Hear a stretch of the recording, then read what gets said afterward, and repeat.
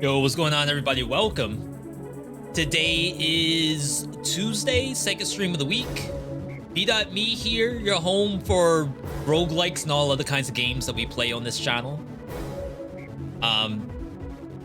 Not only limited to guess the game, but also a little bit of infinite craft that we did like twice and then it ran for too long. Good to see everybody. People in chat, we're talking about Balatro. I have been checking in on people playing Balatro. I know it's an amazing game. I think there's a lot of people on Twitch that are streaming Balatro. I have not touched Balatro yet. Is there any particular reason why not? Not really, I guess. I think what ends up happening with me is that I look at Balatro, specifically streamers. Let's actually look together.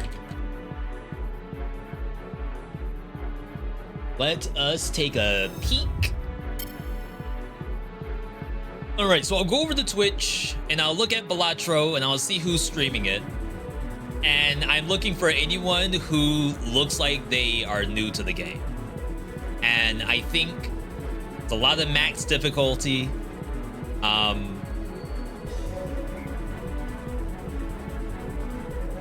Speed runs, really? I don't know if there's anyone who's like new to the game. And like that's where I would be, is I'm basically a fresh install. And like part of me thinks it won't look good from a fresh install standpoint. Like I know Station in chat saying right now I'd love to see your spin on it, and I appreciate that, but I don't know what new player Balatro looks like. My guess is like it's a lot of reading. And if it's not, then that's great. I know this dev specifically said they want to make it as little required reading as possible. Like you just learn the mechanics, you read like one sentence, and then you understand off of that. But I can imagine like playing a new deck builder, for example. You're reading a lot. You're reading every single card for every card in the deck builder. And I don't know if that's gonna go over very well. But I do a Retromation / Alexa-esque video on it. Do you mean as a first look? Or like me knowing the game and doing it as like a series?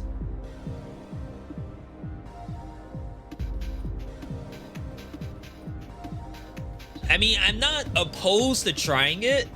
And maybe you're right. Like if I feel as though live streaming isn't the right place, maybe you do it as a first look on YouTube instead. I hear you. My only worry, and this is where it comes into like, do I necessarily think the right way? There's a good chance I don't think the right way. When I go over to my YouTube, I'm gonna see like Oblivion Override, Dead Cells, Blaze Blue. There's like a random, I don't call it random, but random Curse of the Dead Gods in there. And then like Balatro as a first look. And like to me, I don't think it fits. But like you're saying in the chat, there might be someone out there that's like, oh snap, finally he's trying Balatro. I can't wait to see how he got like a first look of the game. That could be the case. It's just like mentally, I don't connect that for some reason. It's hard. Streaming and YouTube, it is hard, I'm telling you. See, YouTube history as a puzzle, more like a diary. It just goes into the diary. What a good outlook. See, but like if you talk to anyone else, and it might be people who just aren't in the gaming space. No, there are people in the gaming space where they're like, every vid needs to be its own product, if you will. So like, if we look at just the top two rows here, each one of these 6 vids are their own product. It's a tier list, it's a guide, it's news, or it's me like doing a specific segment. Here's like this roguelike blueprint, roguelike legacy, whatever you want to call it. And then the 2 here, this is like your diary stuff. This is where like I'm doing something and I'm bringing you along for the journey. And I used to do this a lot. Like pretty much all the content that I did on YouTube was either a Twitch VOD that was turned into a diary piece or a guide or tips video. And I've tried to like hone in on the product stuff. And I hate calling it product because that makes it sound like it's just a monetary thing. It's not. Like I genuinely enjoy making these. So like a real segment piece compared to my own gameplay put into a scenario. I've been trying to do more of the former and less of the latter. And I mean, I feel like it kind of works, like for lack of a better term, and only from a regard of like people seem to enjoy not exactly a think piece, but more than just a VOD. I would like to do more than just a VOD. And that's what like this stuff is. Literally, it's the live stream that's turned into a VOD later. But for YouTube, doing something like Balatro without having any information ahead of time, I feel like it's just not gonna be the hit. And like, not everything has to be a hit, of course, but I would like to double dip a little bit where something's like, it was fun to do and also the viewers liked it at the same time. That's like the best feeling, is if you can get both. All right, we're gonna do some guess the game as a little warm up. Continue to talk though. I definitely don't mind having the discussions. My first thought is like Street Fighter 2, but I'm gonna do Streets of Rage first and then see if it's Street Fighter after that. Maybe Virtua Fighter? 96%.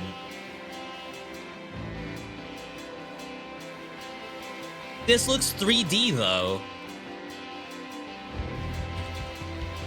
Street Fighter 2 Turbo?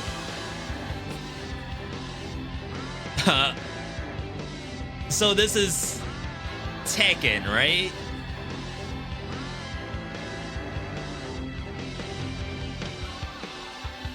We're gonna say Tekken 1. Xiaoyu!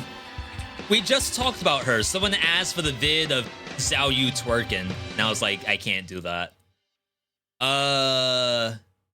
Interesting. They've always had pandas? I thought it was only bear. And then pandas like new.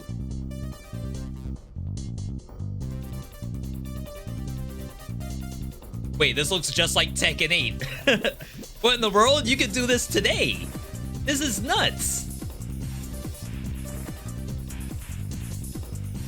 Yo, Masio, welcome. I noticed you're speaking non-English. If we prefer it to be English only on this channel. Only because I can't moderate what people are saying, so.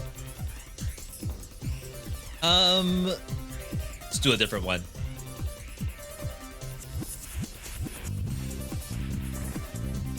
Alright, so the next one here. We got 660. I think we're on a win streak right now, which is kind of nuts. First looks and gameplay fit the product you were talking about before. Yeah, I think if I could figure out how to do a first look of a game, even if it's a straight up VOD,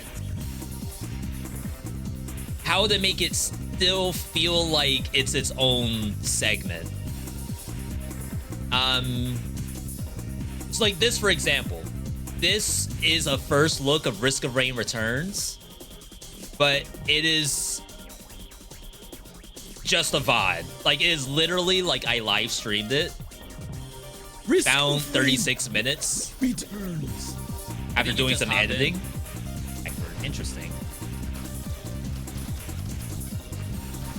And I don't know, like, part of me wants to get away from this. First look Fridays? Oh god, now you're putting me on the schedule. Now, to be fair, I have time that has opened up. For those who don't know, I finally left the day job late last year, like the last couple months.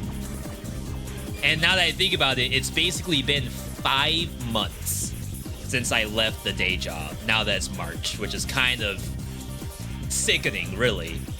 Yo, JC, good to see you. Thanks for that Prime. Speaking of months, 24 months. Holy smokes, that was 2022? What was I doing in 2022? I have no idea. Thank you, JC. So yeah, I left the full-time job. Now we're doing content creation full-time. And I'm working on a vid right now, which is a Dead Cells video. But like, we have done a decent amount of vids over the past, we'll call it 3 months. We'll say like since right here. This is all me not having the day job anymore. So I like where I'm at. Of course, we always want to grow from there. And I fear stuff like First Look Balatro. First Look Balatro makes me feel like it's regressing, even though I know it's probably not. It's purely mental on my end. Yo, Cobra, good to see you.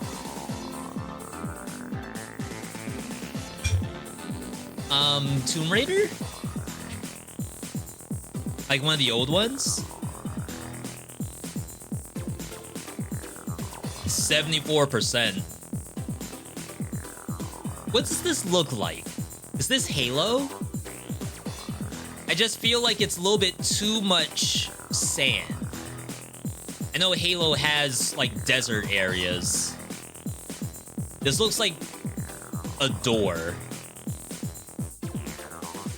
V, have you ever played Halo? No, but no, Halo wouldn't be as low as a 74%, right?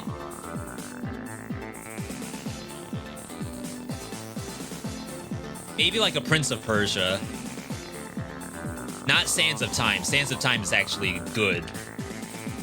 Like Prince of Persia.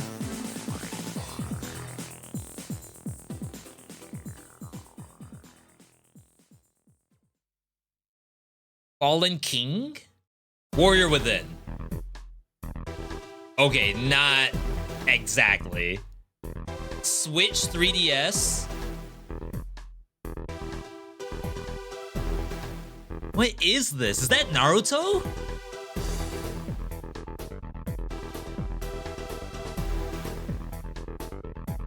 Is this a Fire Emblem? I don't think a Fire Emblem will be a 74%. That's like really bad, right? Fire Emblem Warriors? That's the Dynasty Warriors game?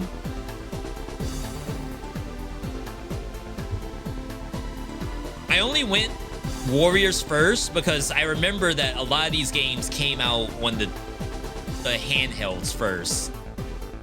Hyrule Warriors came out on the Wii U, which I would consider a handheld basically, before it hit Switch.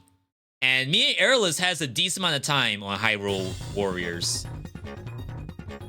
I think these games are legitimately good, it's just they don't run very well. Like, they come out on the Switch, and then they run like crap. Because the Switch can't handle this many freaking particles and models at the same time. I almost feel like if they just ported it to PC, at even just 30 FPS would be great, but 60 would be fantastic. With, like, online multiplayer, could actually be legit. All I know is from the bias perspective, I'd enjoy watching it on YouTube or Twitch. Thank you for the kind words. Half-Life. I gotta remember that Half-Life exists. Again, another game that I just don't play. Oops. Except for Alex. I would like to play Half-Life Alex, the VR one. That actually looks legitimately good. What am I supposed to do with this?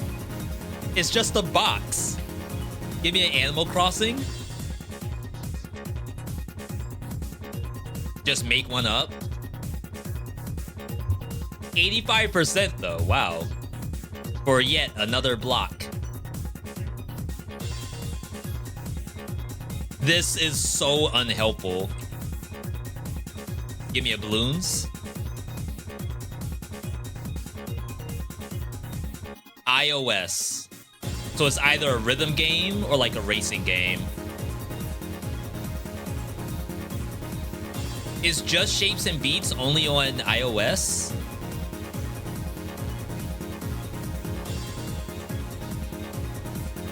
How is this not Just Shapes and Beats? Twitch? What does that mean?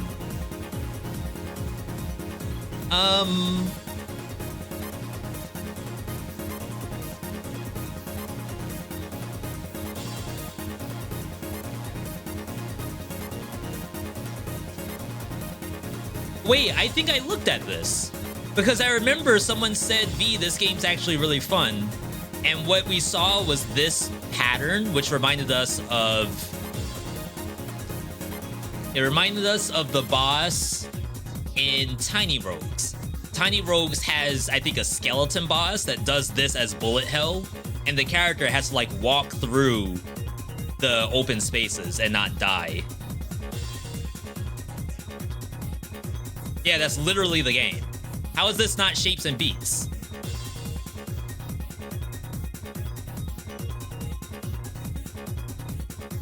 Super Hexagon.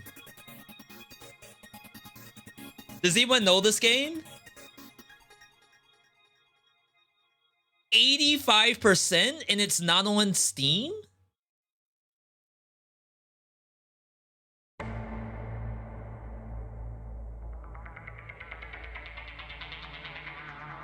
We gotta get our music up. Once we hit Tenchu Wrath of Heaven, that's how you know that we did our full 5 games of the day.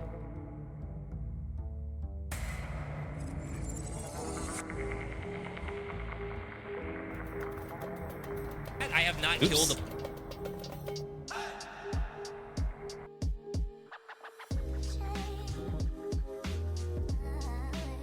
Is this not instrumental? It is. All right, anyway. So yeah, Super Hexagon. It is on PC. Not gonna lie, I do genuinely enjoy games like this.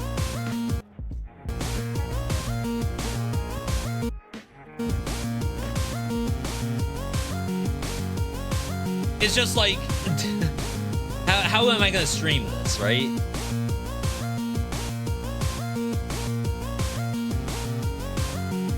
Can I get an exclamation point jam in the chat?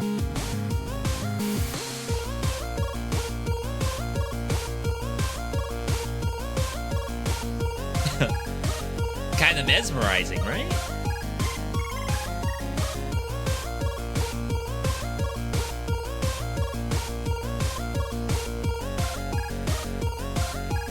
Okay. Oh, snap. Oh, snap. He's sick with it. I'm dizzy already. Actually, I'm kind of in there. Not gonna lie.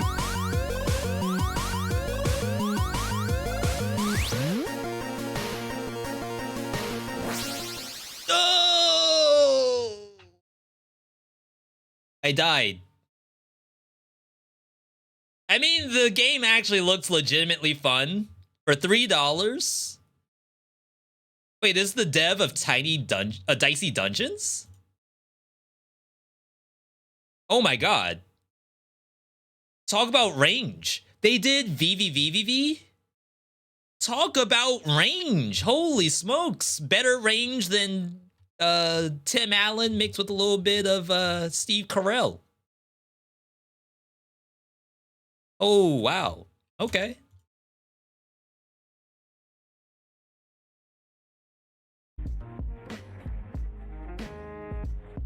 %. Let's do just one more. Just one more. We're caught up. Wow, we are way up here now. Oh god, I shouldn't have done one more. Why does this look like Ed, Ed, and Eddie? Is it Cat Quest?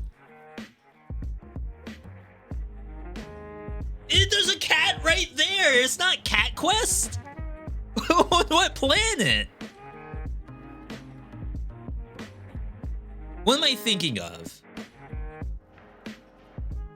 I think there's a game where you're cats and you dress up for like Halloween.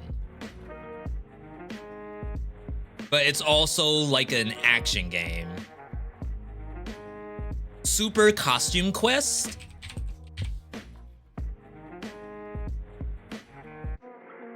Okay, whatever. All right, Xbox 360. I don't know it because I didn't have an Xbox 360.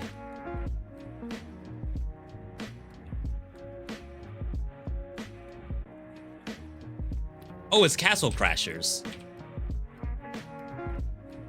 Why did you show me this stuff? None of this is Castle Crashers, right? Where's the cat? What the cat doing?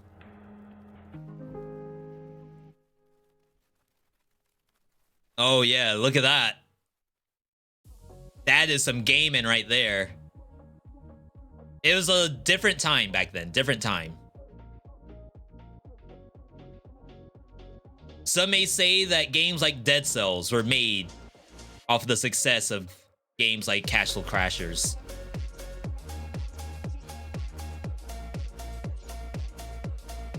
All right.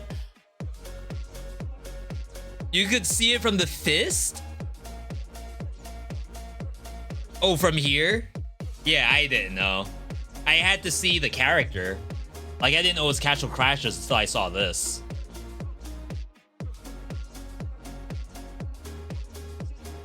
So this is the dev that also did... How do I look at this?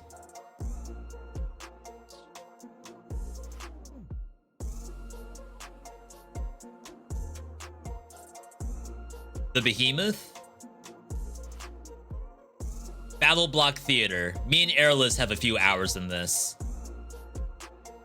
Not much, though. The other stuff I've never heard of.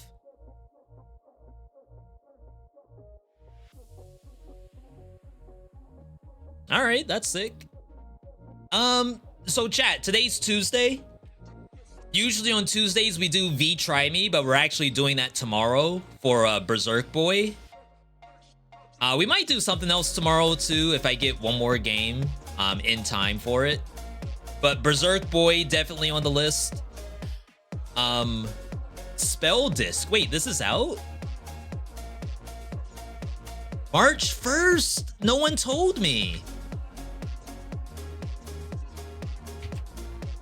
Shoot, if I can play this tomorrow, then we're there.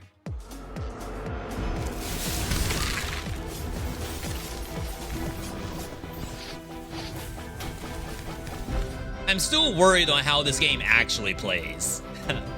Like, my expectation is that it's too much stuff on the screen at one time. Wait, they went Noita? Link items to build synergy. The last time we saw a good version of this was Magicraft, which was definitely like out of left field. This game's out? No way. Yo, Endo, good to see you.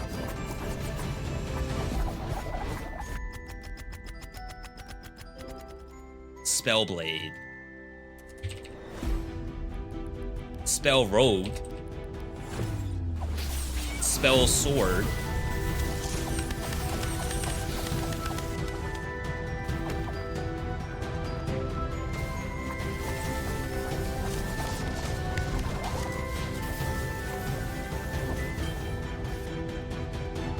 No one's talking about Spellblade. No, Spell Disc. What am I talking about?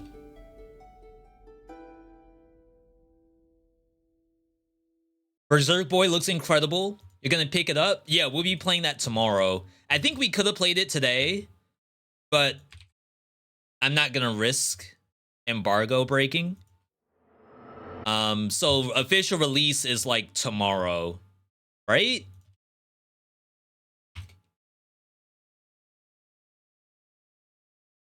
We'll show the trailer. Yeah, March 6th.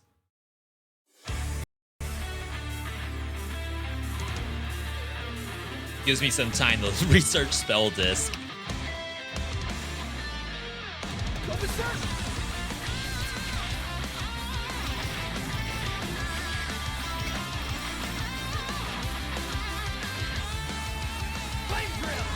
Literally a V.Me game.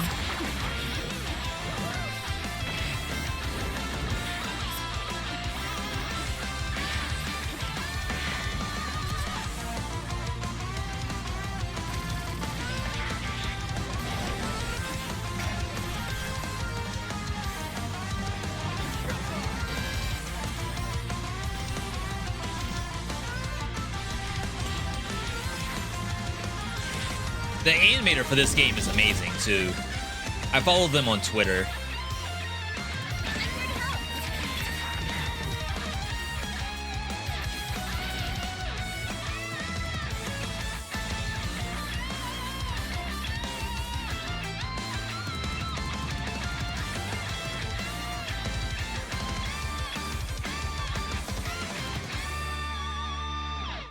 Yeah, I see nothing about Spell Disc. That is wild.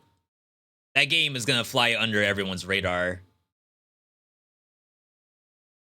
Feel like it snuck out the release. That's really interesting. Looked away for 1 minute, came back to Mega Man's cousin.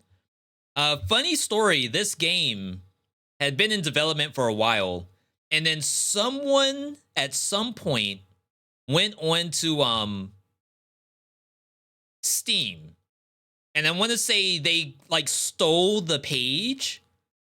I don't know if they actually like stole the account that this page was on, or if they like preempted this game and made the page with like all the imagery, but it didn't belong to the developer. And then they were going through like dev hell of trying to get like their own page set back up. And I feel like it was maybe like a couple of months before they actually got their page back up. I don't know if they had to do name changes or what, or if the other person had to get banned from Steam. I'm going to assume if I go into their news, the news will stop.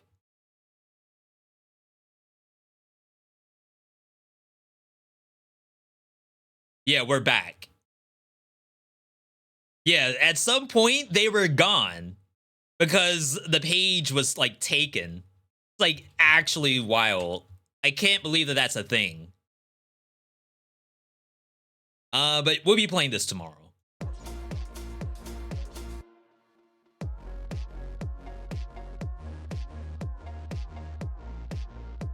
All right, so we got some bangers already. Can we get the notepad going?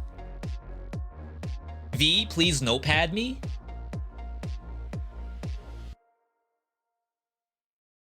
All right, so we got Spell Disc, Berserk Boy. Give me some font.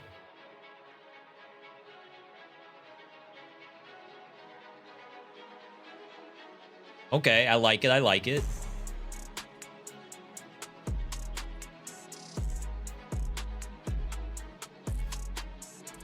Action game. We need action roguelike.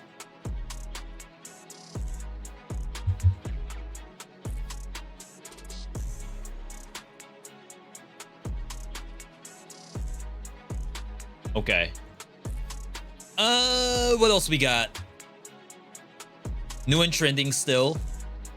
Spell Disc. A lot of reviews already. Very positive. That's a good sign. Pretty much releasing an action roguelike that isn't mixed on release is like so difficult to do.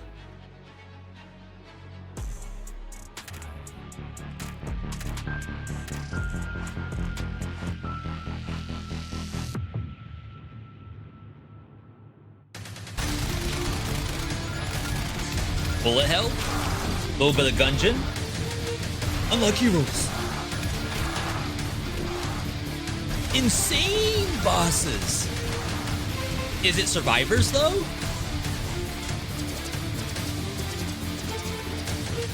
Deadly something. Supers?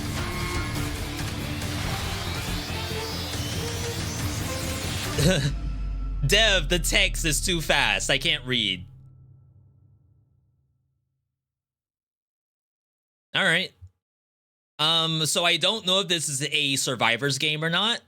I think that's the first red flag. There's also like the text was extremely quick. It looks cute. I just don't know what kind of action roguelike I'm getting into. And that's going to make things a little difficult when it comes to, you know, opening my wallet. Champion Shift. Okay, chat, this is where I'm going to need your help. So Champion Shift came out on the 29th. This one has been on my radar, but I don't know if it's something I necessarily want to cover or not. And I don't mean that in a negative light. It's more so like there's too many games to play. So we gotta prioritize. Yo, just like Cap. The Hummer HV.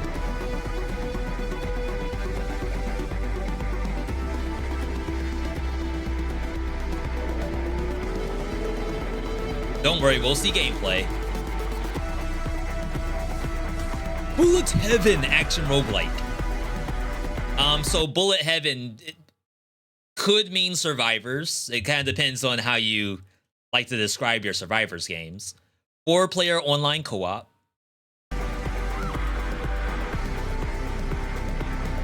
Unlock legendary abilities. If you haven't been able to tell, you transform into a car.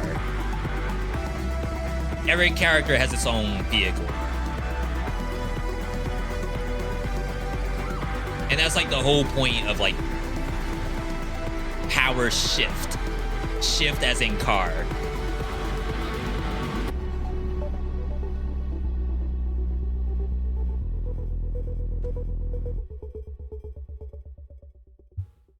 It looks like it could be fun. I just don't know if I can see myself doing this for very long. Is it a gimmick or deep mechanic? I mean, from the look of it, you need to move around. Let's say that this is your map up here, and maybe there's some objectives on the map, and maybe you need to hop into car form to get to them in time. There is like shooting while you're on the car, but as soon as you pop out of car form, then like you do cool stuff.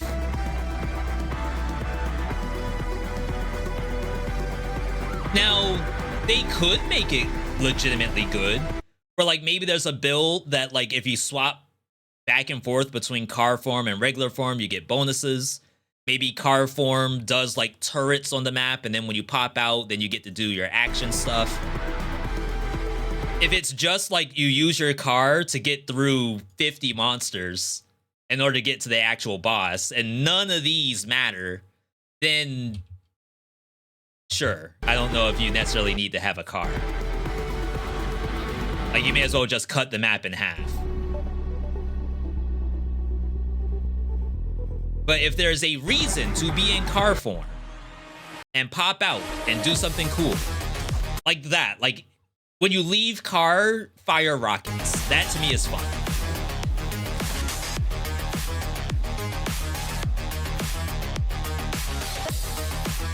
But that right there, you leave car, you do nothing. Maybe they have like buffed melee attack. My expectation is no. Sun Wukong.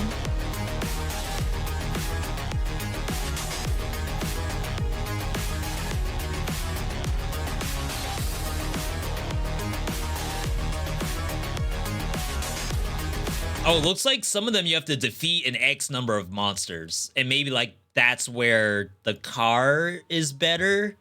You can kill more faster. I don't know.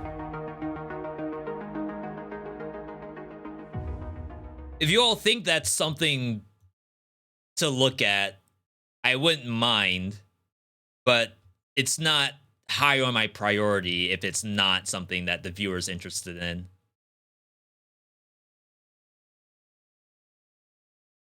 All right, we need popular upcoming.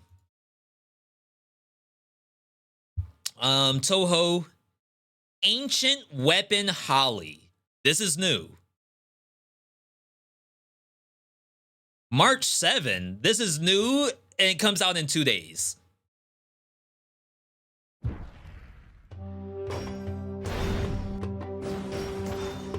No matter how strong the enemy,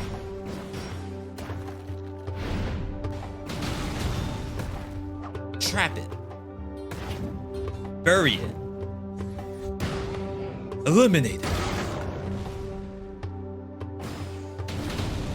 It's a very odd game.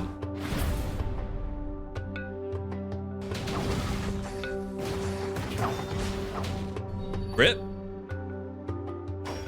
Are you supposed to fight them or are you supposed to trap them? Right now I'm seeing... Wait, what was the point of fighting? Do you have to fight it before you trap it? To me, that seems like extra gameplay that's not necessary. Like, I like fighting it. I like trapping it. Do I necessarily have to do both? Like, does one need to exist for the other?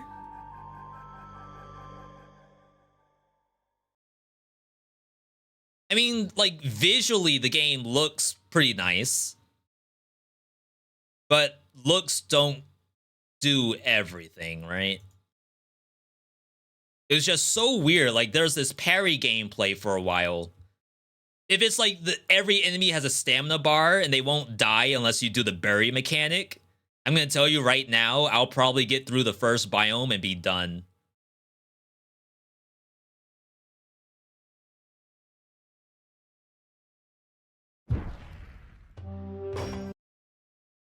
That's my expectation right now, is that every enemy doesn't die until you do the bury mechanic.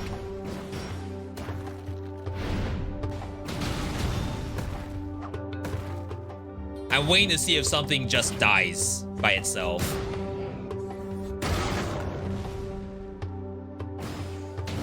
Like, imagine every monster is invulnerable unless you do, like, this mini game.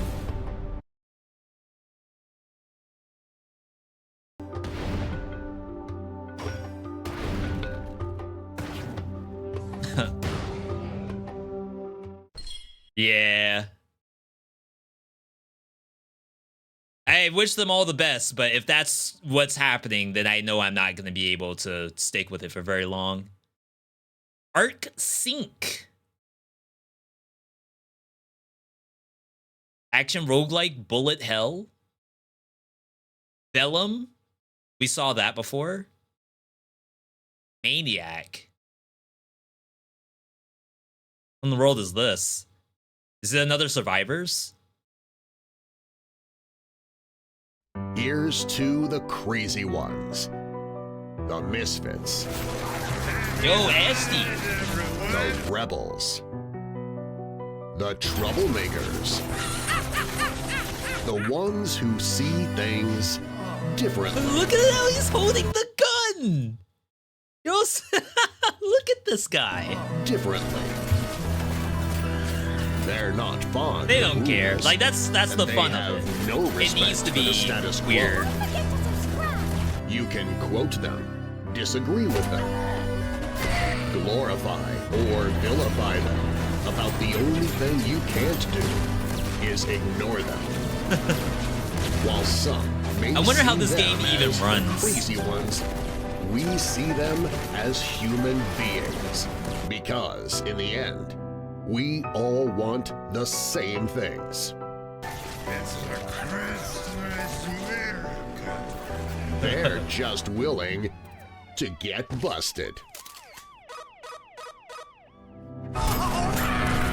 Okay, not gonna lie. If someone made Grand Theft Auto where all you want to do is get stars on the criminal rating, And like the whole point of the game is to like go as long as you can until you get arrested. And they make that as a roguelike game, that could be legitimately good.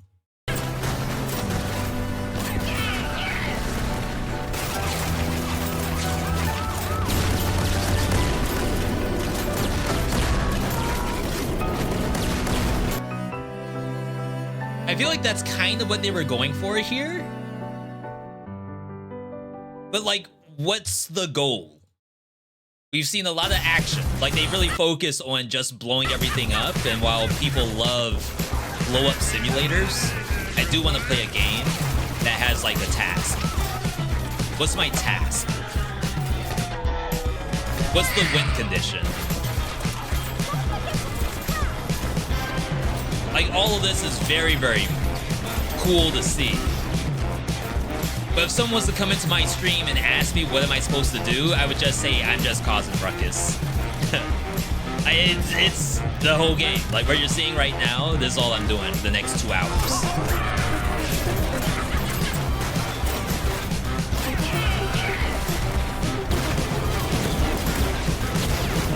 I see dollar signs. It's weird. Why don't they show, like, what a game state is?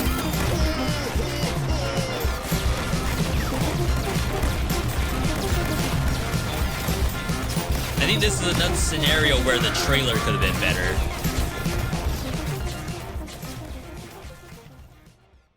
Roguelike crime action game in which the world goes against you and your insanity creates chaos. GTA meets Vampire Survivors. See, I actually genuinely like this idea. So if it's just survivors, then okay, the goal is literally just to survive for 20 minutes.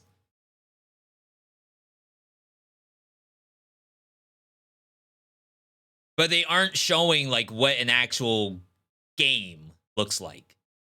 For all I know, this is just a tech demo. All right, I mean, we'll keep an eye out for it. Lotus Lantern, Rescue Mother. Can you even show this on Twitch?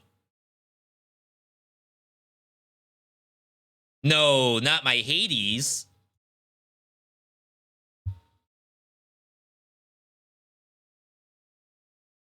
Can you even show this on Twitch? The tags seem okay. Sun Wukong.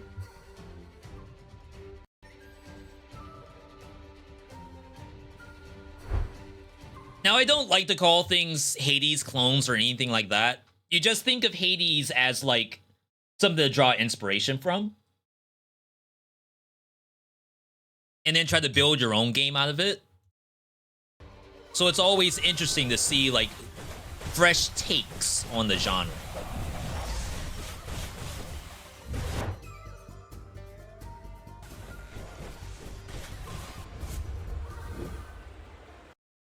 Increase the number of triggers that generate flying swords.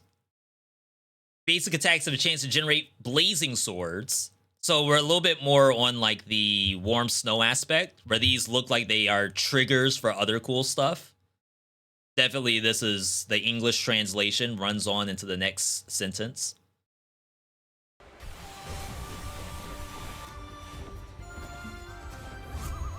It's hard to beat Warm Snow, and it's probably going to be hard to beat Realm of Ink as well. Though Realm of Ink has its own issues.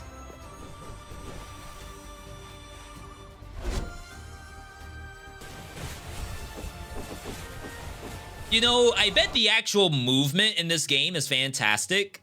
What's killing me right now is some of it might be small scale. So, like, some of the sword attacks, besides the regular melee, looks like it isn't doing anything at all. So, like, this, yeah, I call it down a giant tower, amazing. Flaming turret, amazing.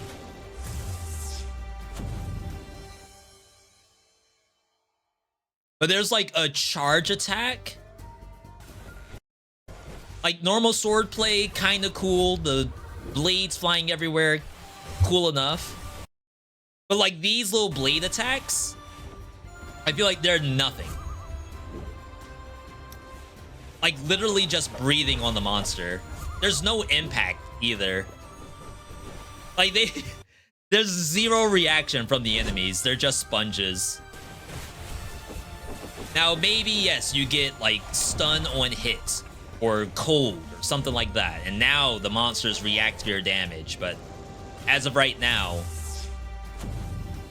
it feels like there's zero physics. And maybe there's not supposed to be. Maybe people don't care about that kind of thing. But if I saw enemies getting knocked back from some of the attacks, it would be so much better, I think. All right, let's look at one more. Unbroken, bullet time Souls-like. The Braves, action roguelike, looks like Survivors to me. This Toho game still has the same trailer, I'm pretty sure. Shadow of the Depth, we did actually play this game. I think the dev responded to some of our issues in an email, I think. I believe I sent an email with the things I noticed, and I want to say that they're actually working on it.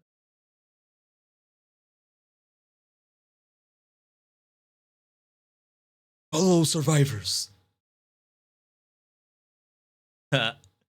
Entropy survivors.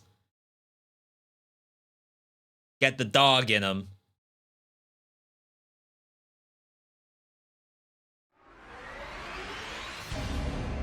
Ruined dog.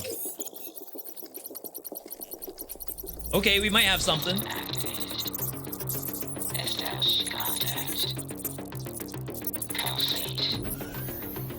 It's not survivors, right?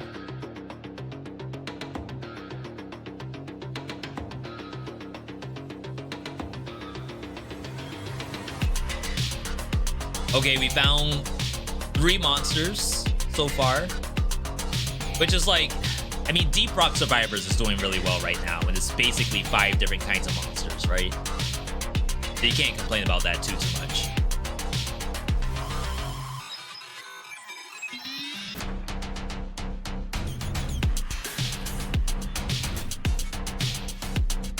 I would say you could compare this to Risk of Rain 2. It's literally the same game, but Risk of Rain 2 has like full maps to it. This is sort of like you're just in a circle with, you know, a couple of rocks here and there. I think a game like this would be better if it had some verticality to it, but that probably breaks all the monster AI.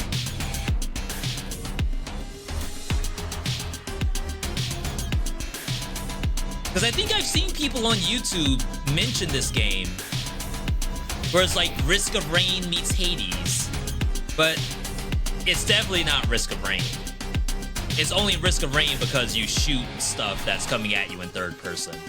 And it's only Hades because of like a pick 3, and that's it.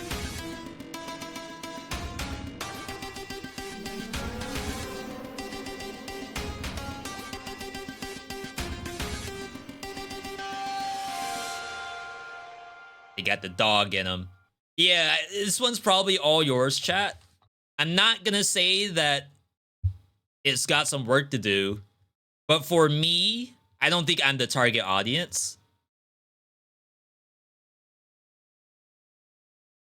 The world is probably fun. The power-ups are probably fun.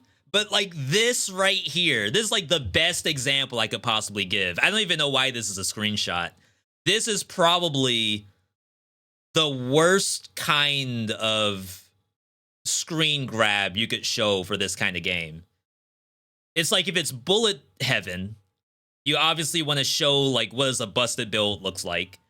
If it's like a Brotato where it's Arena Survivor, you want to show like how difficult it is to get through an area without being like somewhat strong. And to me, this, I know it's like 3 seconds into the map.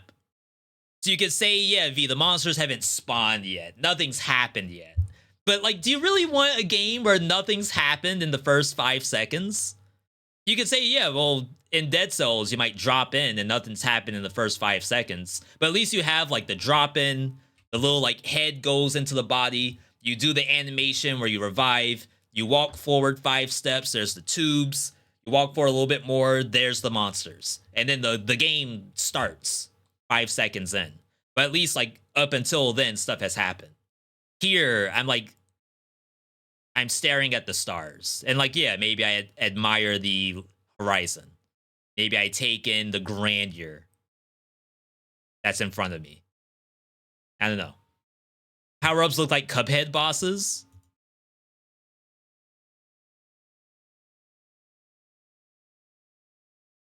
I'm not saying I don't see it. All I'm saying is that I like Cuphead. I like Cuphead, and I like anything that looks like Cuphead. If it's anything beyond that, I'm not touching that. Yeah, Absalom, good to see you. And Gooseman, hello. Yeah, I mean, if they could make it look like I want to be there in the first 5 seconds, I think something could happen. But as of right now, I don't know if I necessarily want to be on the map. Can we get one more? One more good one. Rabbit and Steel is going to be good, but that's a scenario where I don't know how I'm going to showcase that game. Like, I want to play it so bad. And maybe, like, my own demeanor on how much I like Rabbit and Steel could, like, show the viewer, yeah, this game's sick. Oh, Backpack Battles comes out this week, I think.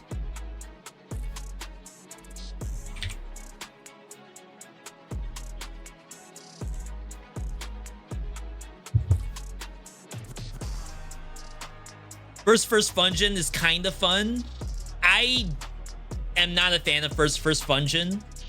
Not due to the name, not due to like the characters that you play, but the kind of action it is. I guess I may as well show it, right?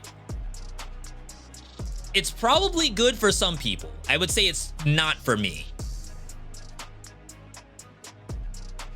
And it's not because it like emulates the Survivors. It's basically a side-scrolling, I guess I would call it Survivors. It's really not, but it takes place in a side scroll, and I don't think that's terrible either. Yeah, beat 'em up Survivors. I don't think I want beat 'em up Survivors.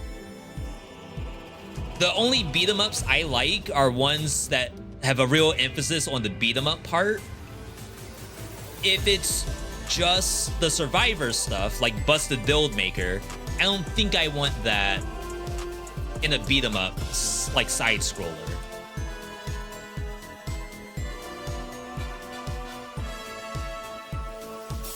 I think the best way to describe it is that a beat 'em up to me, like, you could do some really fun stuff in the very beginning. Like, as soon as you drop in, you're doing like combos on the first enemies you see.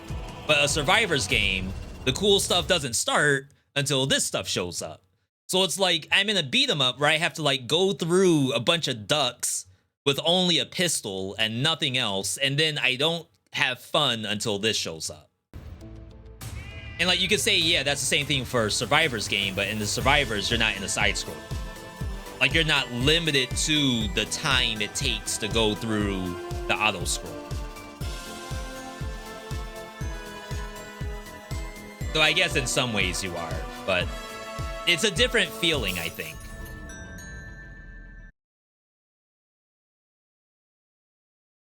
But yeah, Backpack Battles, March 8th.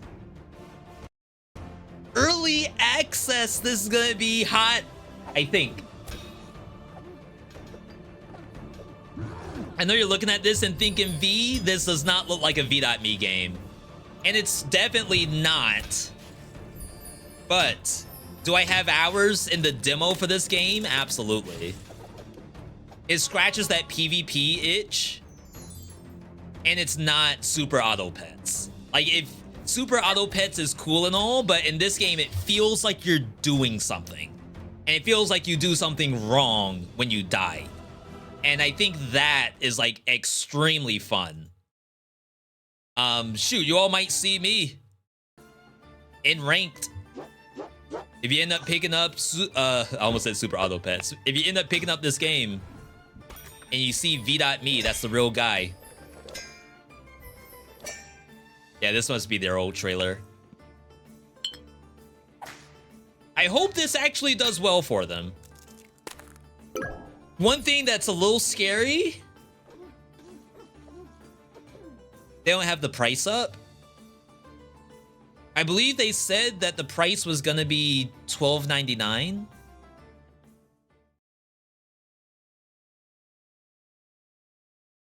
I don't see it. Yeah, $12.99 worries me a little bit, knowing that Super Auto Pets is free. But this game is, like, to me, more interesting than Super Auto Pets, which would make you think that it is worth money. Just if it's $12.99, that seems like a high price point for a PvP experience. Only PvP, no campaign or anything like that. Like, the closest thing you get is just imagining that everyone you're playing against is a bot.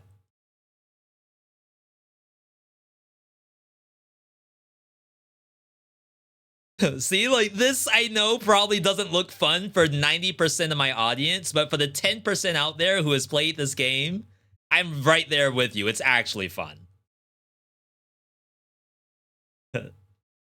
Maybe 10% is highballing it, but you get the idea.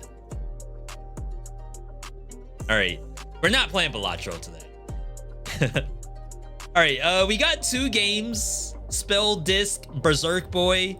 We're doing Berserk Boy tomorrow. Spell Disc, if I can get it, we'll do that tomorrow as well. We'll have to see, though. Let's go ahead and get started with our segment for today. We're going to be doing some Spiritfall, new 1.0 world premiere gameplay. Game's fantastic. I've been having a blast this entire time. We got our first win, and now it's time to farm. Assuming I am that good at the game already. Chances are I'm not. Definitely thank you all for tuning in today. You could be watching any other streamer on Twitch right now, especially those playing Balatro. But instead you're here getting ready to watch another brand new action roguelike. Little flashbang right now. Waiting on Spiritfall to respond.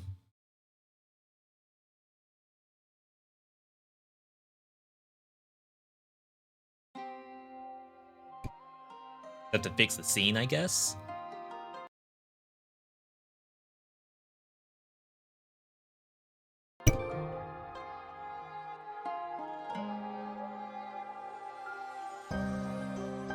Hello, Spiritfall?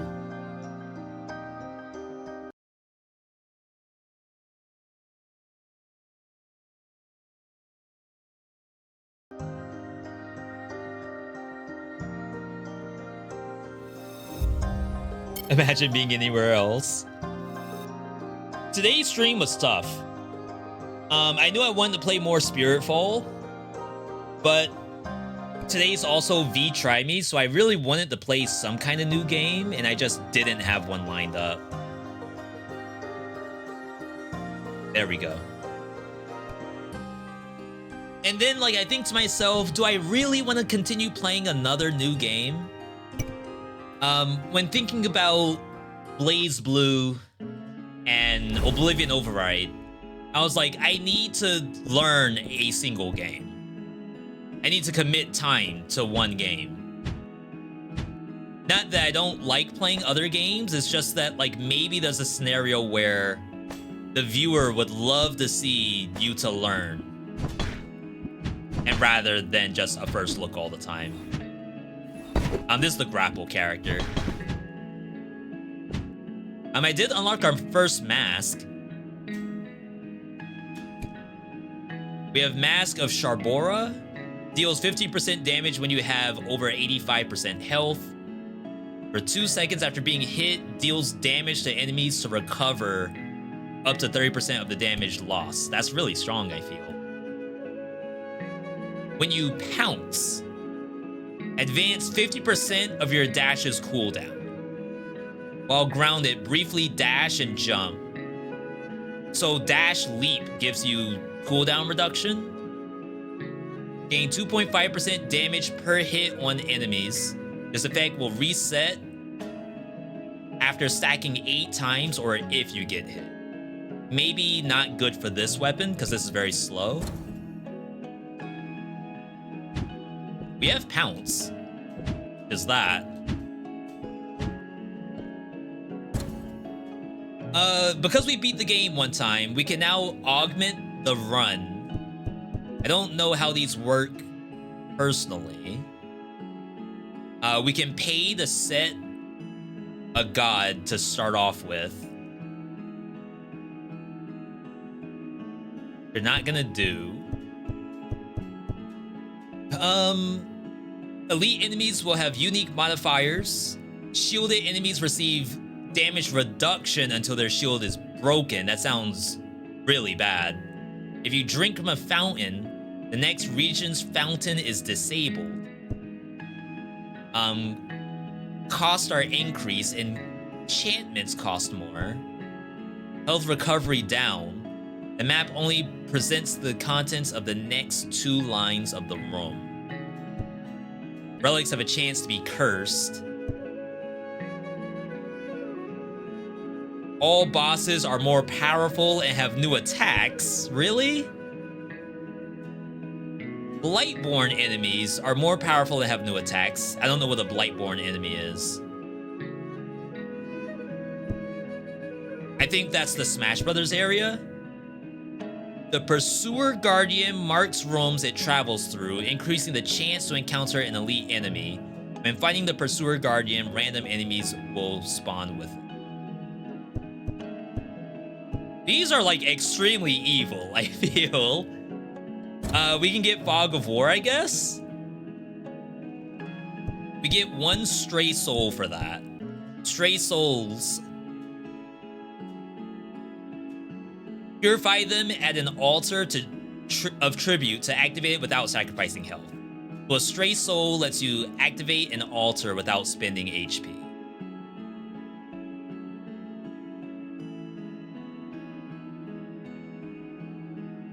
Seems like it does other stuff. But we'll have to see. Sorry, 1 second, everybody.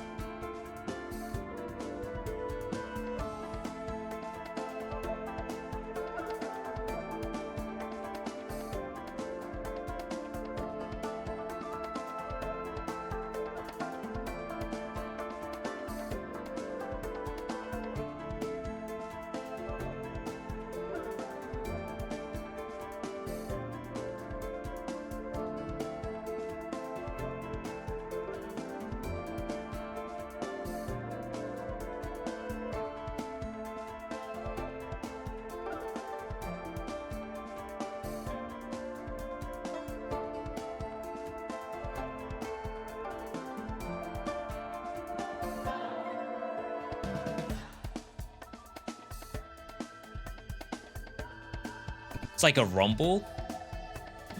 My hope is that it was my controller, my second controller.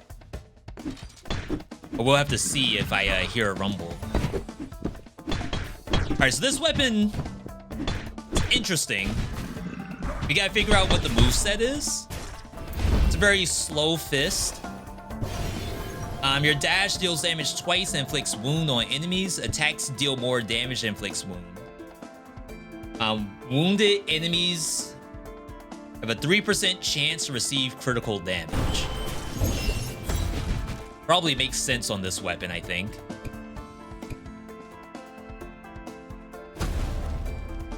Yeah, you can already kind of see the question marks at work.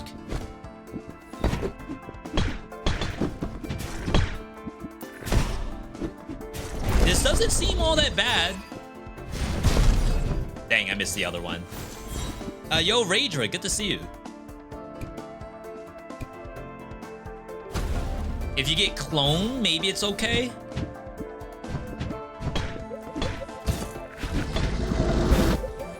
Oh my god, it's so slow.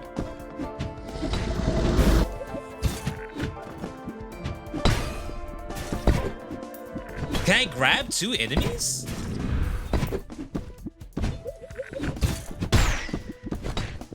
The easy clap? The only thing that kind of sucks about this is I can't throw the monster into a different direction. It looks like it only throws a specific way. But maybe that's how it is in Smash Brothers too. That it, like if you do a throw, you only throw them one direction. Non-boss enemies that deal damage to you permanently receive more damage.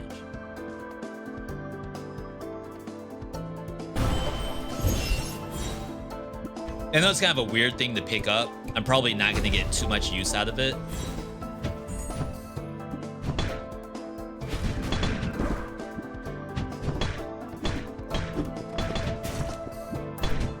It has like a really... Oh, I can pick up 2 monsters.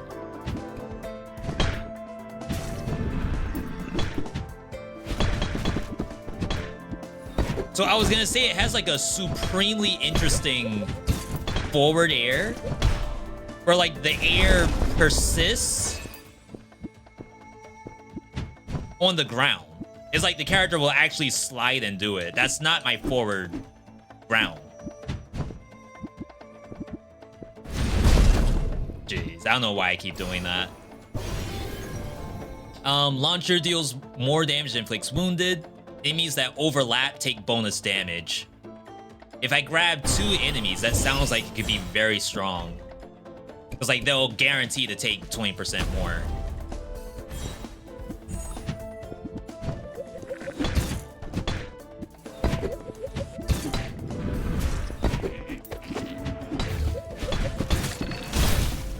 But it's like kind of hard to get that many at the same time. Oh wow. I expected to grab there.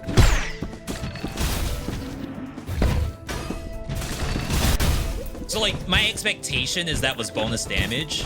I can't prove it.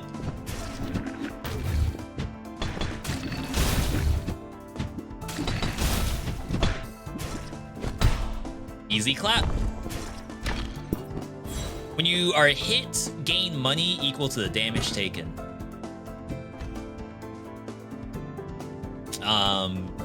Too early for that shop. If we get the raccoon assist, that gives us like a shadow clone. It's probably very strong, considering the type of equipment I have.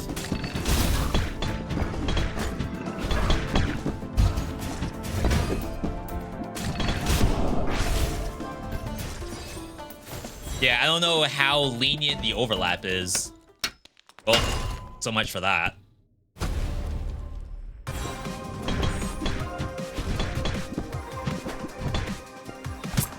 All right, let's see if I know how to play this.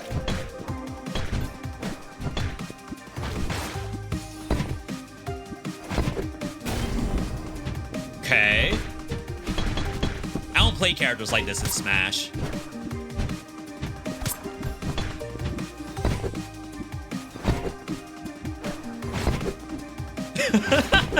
Get out of here.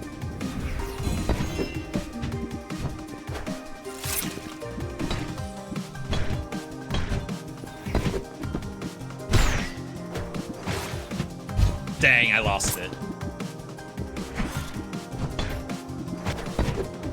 All right, there we go. Okay. We know how to do that at least. We don't want this assist, even though it is actually really good. Deal bonus damage per stack of wounded on the enemy. 3% such a low number. But Hades had those numbers too. Here's our clone. So the idea is like we hit clone and then boom, boom, boom. You can make it stand still too, so it doesn't follow you. Money. Yo, Gojira, good to see you.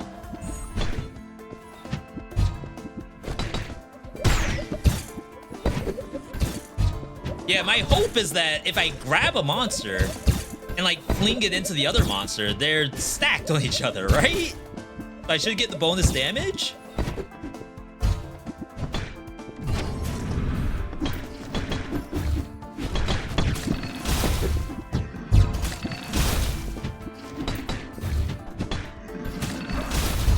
That was a sick clone.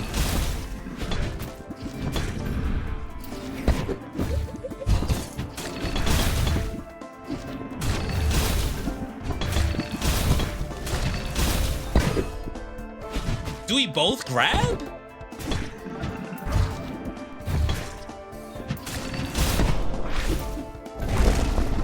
There's so many questions.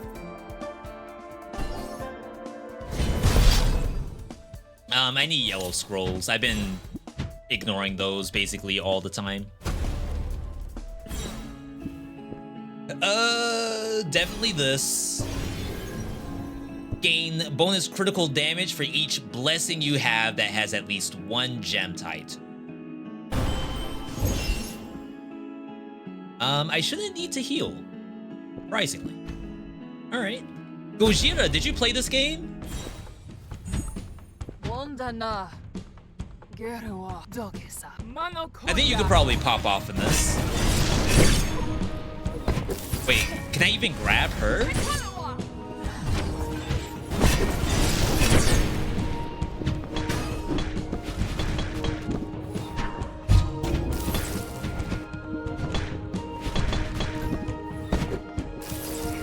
Dang. Remember when I said I don't need to heal? Might have been a lie.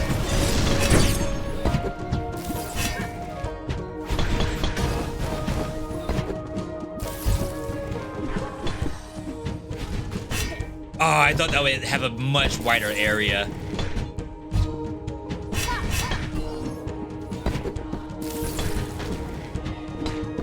Good for you. Don't let it recover.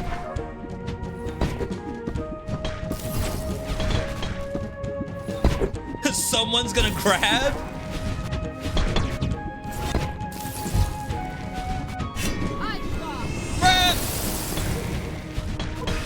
There we go. I was gonna say someone has to grab her.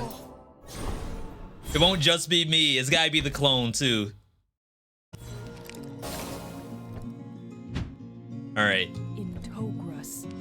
So what can this get? Each attack you land on an enemy while airborne increases your damage by up to 10% until you land or touch a wall. When you slay an enemy using your attack or your launcher, all cooldowns are reduced. It's pretty good. I don't know if I want to buff our basic attack because I don't attack very often. More damage to bosses? Alright. I do need that thing up there. So yeah, like I said, I wasn't 100% sure what I wanted to do today. I just knew I wanted to play some more Spiritfall. Love our creator buddies. I've been having fun on the game. And not gonna lie, when I see my buddies have fun in games, it makes me want to play it. Not discounting Balatro. It's just, I still don't know how that's gonna go. But I'm thinking about it. At least I'm thinking about it, right?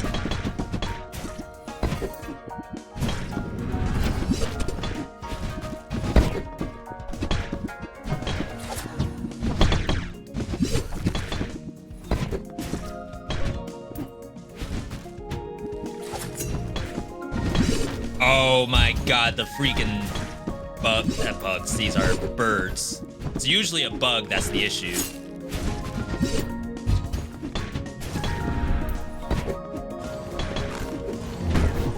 That was close. And it comes back.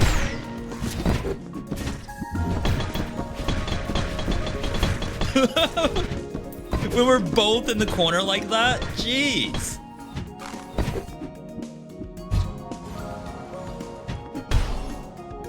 Yeah, I definitely wish you could grab and then throw backwards, but I don't think that's a thing.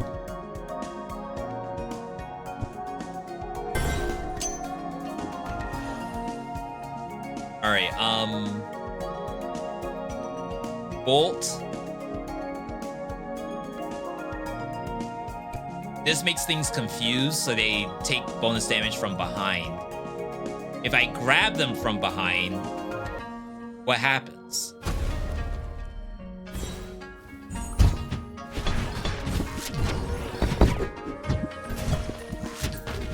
Dang. Like, did we double grab there?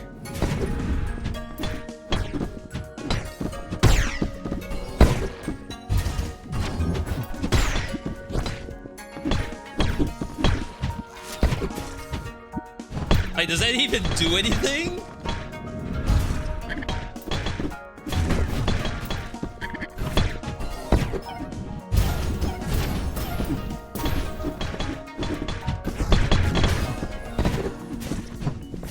Okay, not gonna lie, Raccoon with this setup is kind of sick. Oh my god, spoke too soon.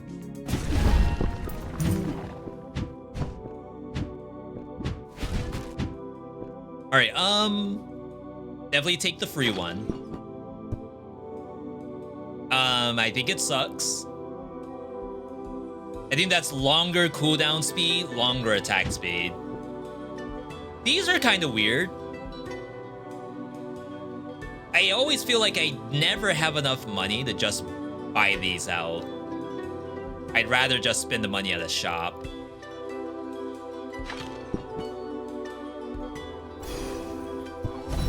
Launcher deals more damage and makes enemies confused. Your neutral attack deals more damage. I don't even use my neutral.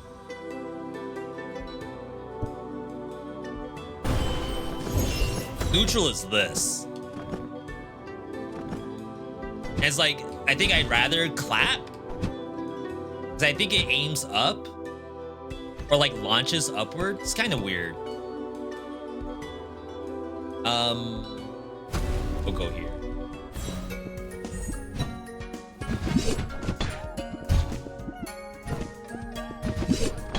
Yeah, it's like that's neutral.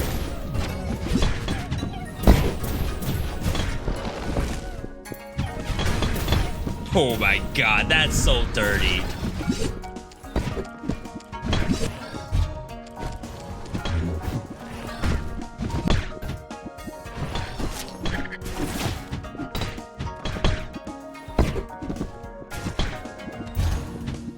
Oops, I still do that. I fat finger the start button.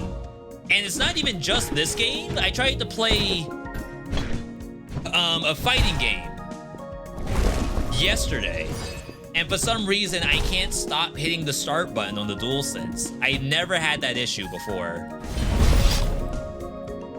And maybe like I need to trim my nails, because like it's my thumbnail that's hitting the start button, so maybe that's the issue.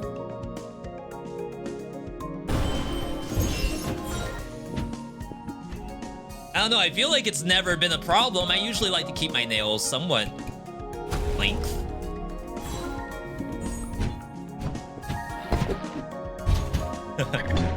Five things I wish I knew about my streamer.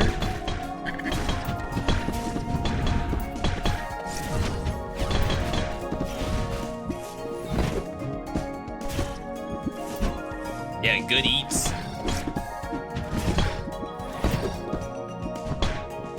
Yeah, we now like stun enemies into other enemies, which is really nice. Wow.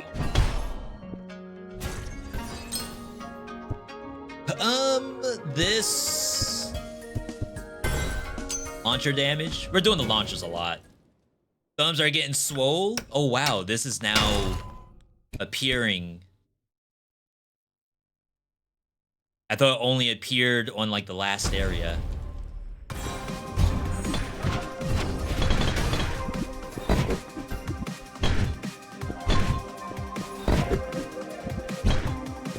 Yeah, we gotta work on our launchers on this thing.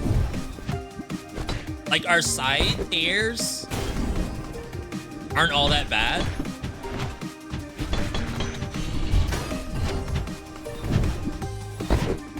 But, like, I need to learn something else besides that in the event I need it.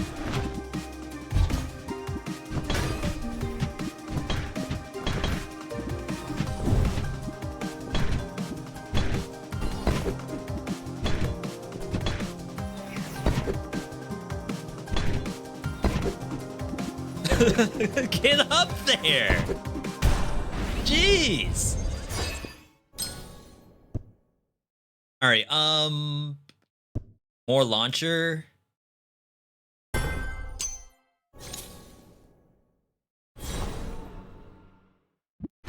I'm getting better at the smash areas. I'm not avoiding that, I just need the help.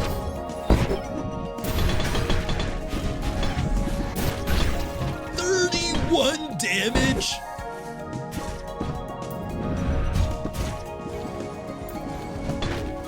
But yeah, like, I wanted to play the fighting game on controller. That's just what I'm used to.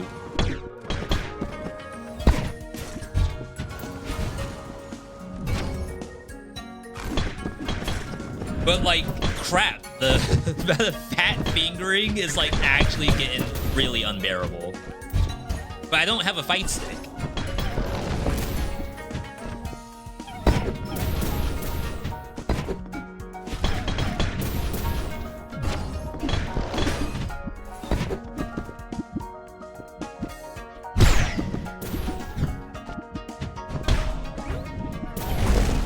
I wonder if there's people who play with keyboard and mouse in fighting games. I feel like that's gotta be cursed to look at. Have you all seen that? Someone playing a fighting game with keyboard and mouse?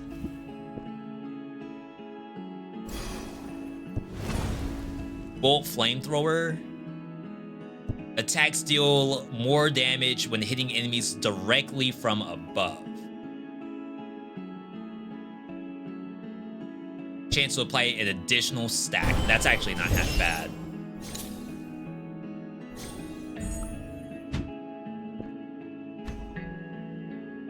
You're feeling personally attacked? Do you play it with keyboard and mouse? Fighting games? Like Tekken or Street Fighter? There's no way, right?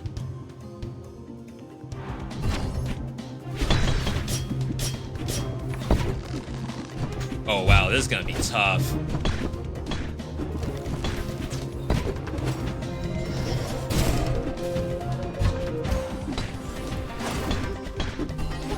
Cause like I was already pretty boosted at this fight anyway. So try to maintain a combo on these guys.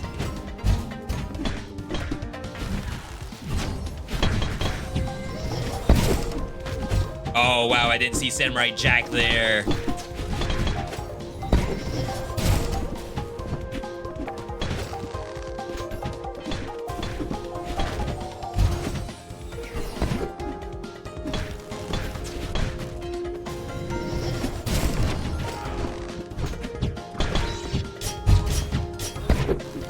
Yeah, it's a little weird with this character because you can't grab them unless they finish their attack.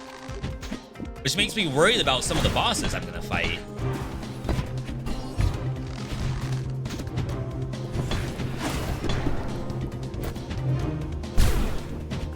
Oh, wow.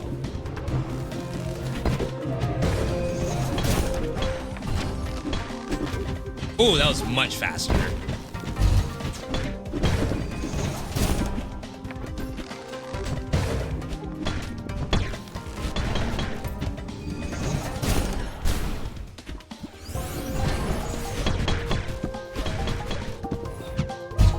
Dang, I missed.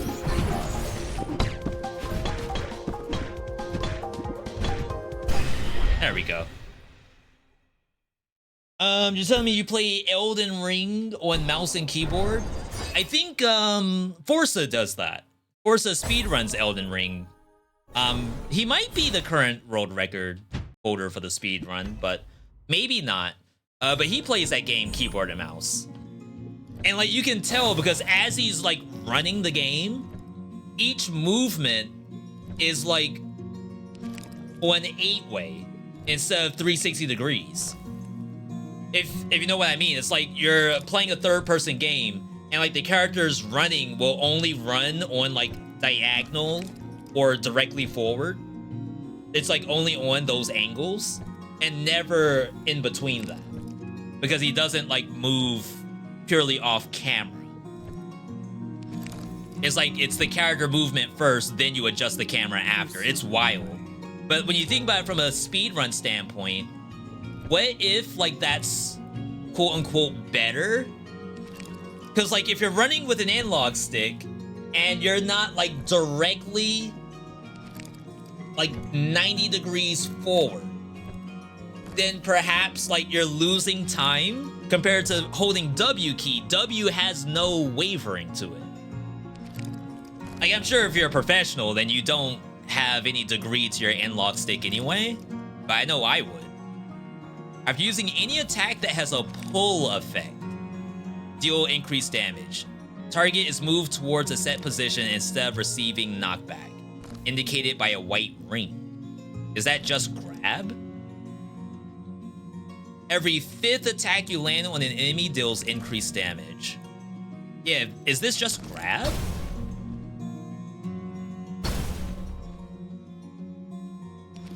We can't do perfect launchers. Let's chill. We need boss damage, I think. You can fix that with controller dead zones. That's kind of smart. There's a... It's funny to think there's a speedrunner out there who has dead zones that don't allow them to use, like, non-90 degree angles. Then, like, you may as well just play D-pad, but the game might not have D-pad compatibility.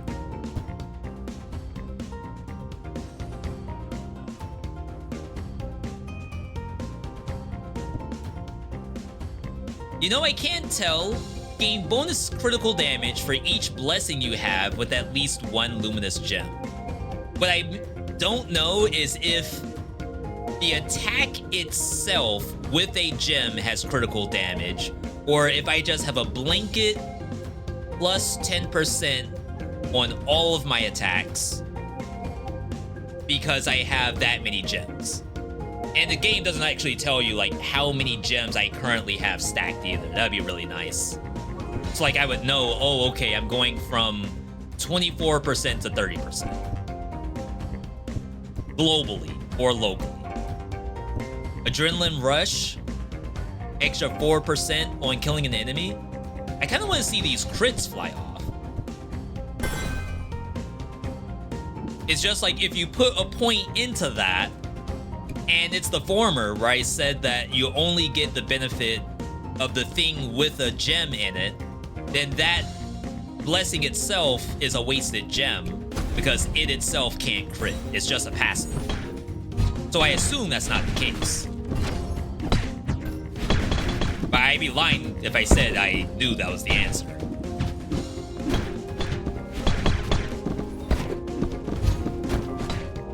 Easy clap button. Oh, we need wall splat. How in the world did I get this far without wall splat? Oh my god.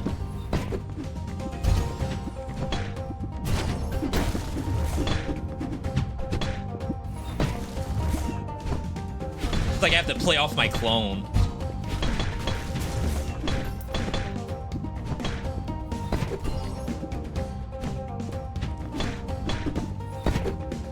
I think I saw the suck in. It said it's a white ring. I think I saw that. Dash Frost. Epic. Sure.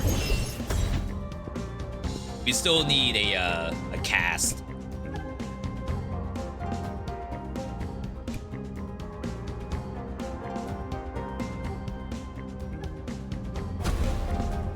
You need more crit chance? Didn't show up. Your attack has 2% damage if your previous attack hit an enemy. Resets if you miss. Confused enemies will reveal their weakness if they remain confused for a continuous duration. We only have confusion on our launcher.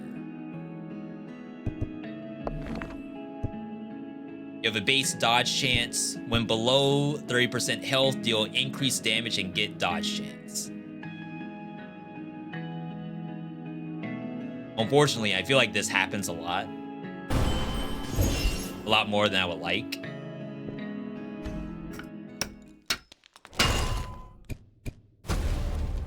It's like the game just sends me here. There it is again!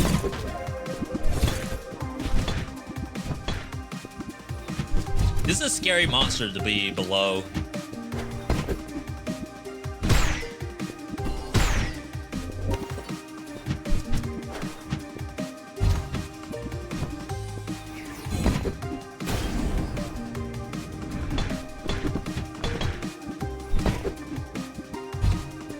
Apparently my hitbox is OP though. Like I could just snatch it?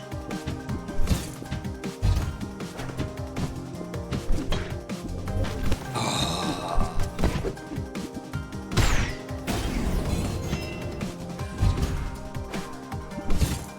Never had this problem before.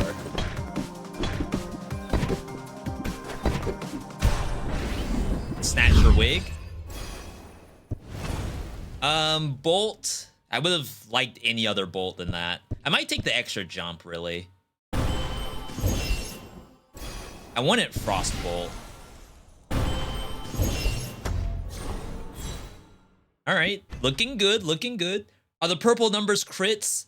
There's like a pink number and a dark purple number. I think the dark purple number is confusion buff damage.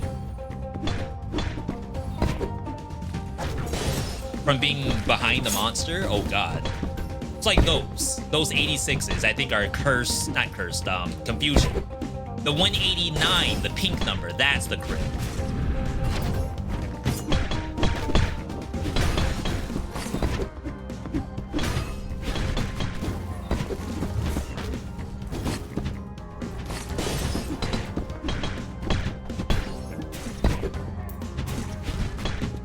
I got scared. Which is interesting, because I'm definitely not behind the monster. So why I'm getting that, I don't know.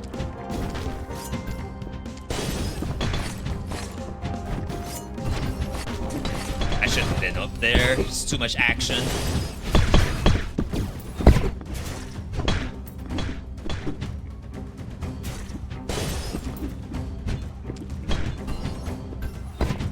I cancel. Look at all those status effects, though. Like a billion effects on the enemy. Yo, Lone, good to see you. Once per room, become invincible for 4 seconds after getting hit. And has a bunch of stuff on it, too. Wow. Money.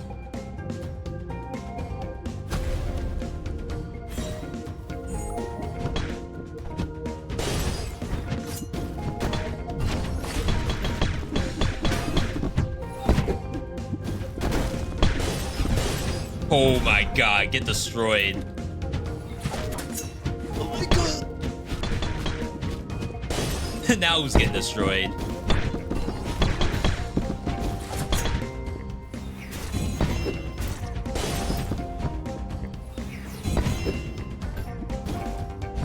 Yeah, the throw is kind of weird. Sometimes I feel like it does no damage. I think it has something to do with me not getting a wall splat. And maybe there's like collision damage that I don't have. Like if a monster collides into another one, maybe it's supposed to hurt them. Yo, Retro, good to see you. Retro Silverback, I should say. So you getting into the gauntlets? Yeah, this is the first alternate form I've unlocked. And it does seem legit so far. It's very different than Scythe. Very, very different.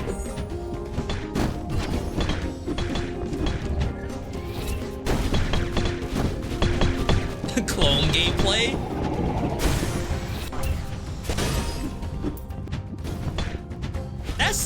Is that OP?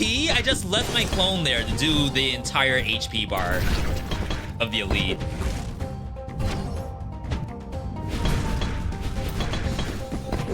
B, you're just using the game's mechanics.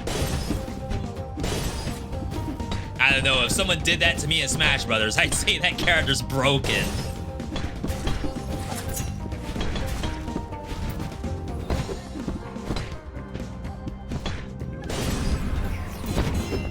Dang.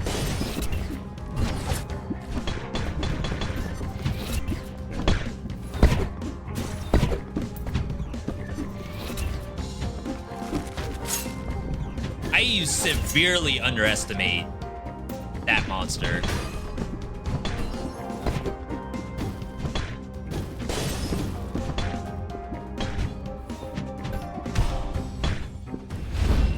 Alright. Night Heist. After clearing several combat rooms, a random blessing gains a luminous gem that synergizes with vertical damage on gems. It's a little late, but better late than never. Increase move speed. When you're hit, get electrify. Apparently, I'm getting hit an awful lot. Both the gauntlet playstyles remind me of Garnet from Multiverses. They just tweeted today. I don't know when was the last time they did a tweet, but they just revealed that they're still alive. And all it was like, is this thing on?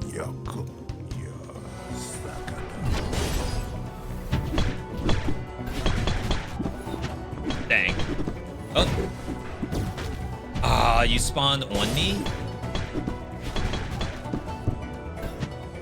Okay, so up air launcher, not worth doing.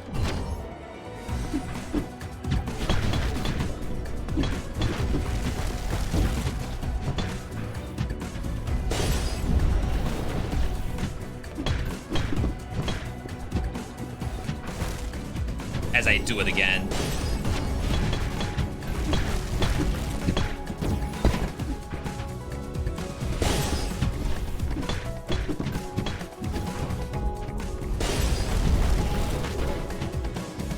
I definitely feel like I have much more damage than the last time I was here. It was great.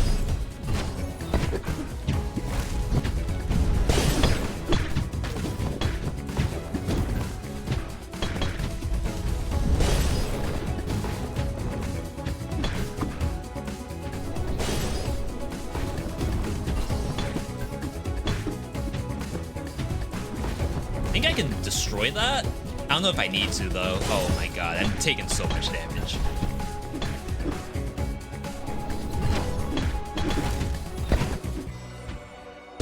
Yeah, if I could only throw into the wall, that would have actually been a good throw.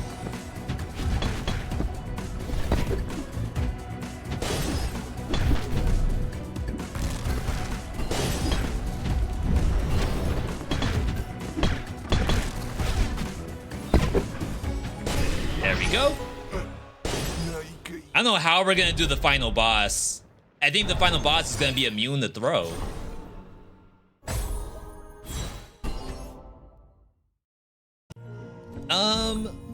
Stoked for that game to come back. I noticed that some bosses, you can actually grab them before they get their shield off. That I haven't done, for sure. How do you like the fists? These fists are great. I like these better than the normal fist. Attacks and launchers that strike enemies from behind have increased stun duration and 100% shield damage. And then another boss damage, because I think we're gonna need that. And then I'll chill.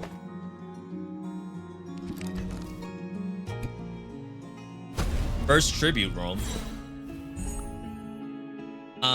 We can do one for free. I mean, I think you do both no matter what. Use one stray soul. Elite chance has increased for doing that. Wow. Thank you, game.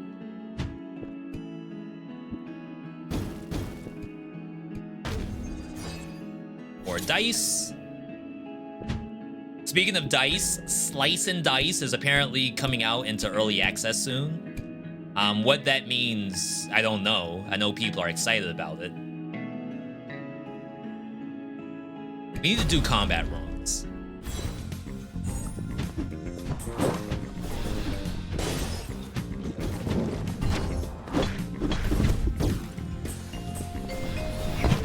Wow, I tried to do some clone gameplay and I outplayed myself.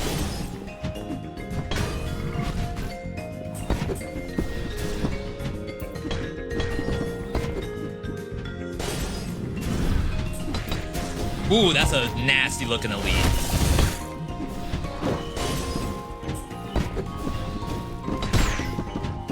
We did get our first win in Spiritfall just yesterday.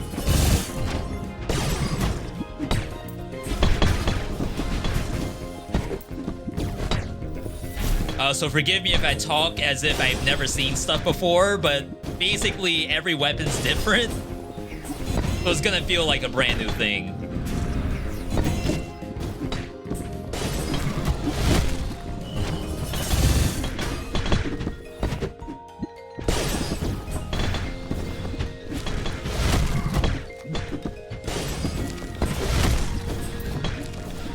I mean, I think I'm doing pretty good. 208, 215, big crits, big cheese crit, the streamer.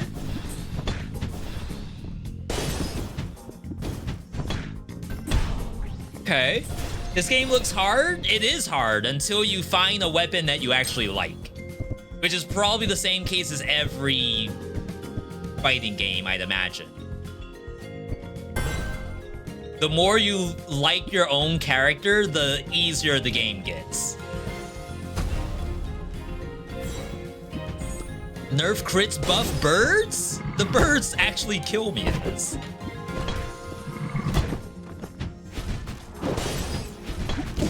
Alright, clone.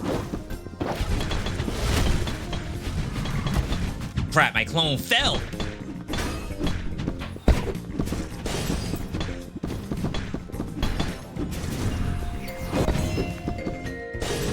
Yeah, I don't ever do perfect launcher with this. It's almost no need. I just need to get the throw off. I did not imagine that speed on that attack.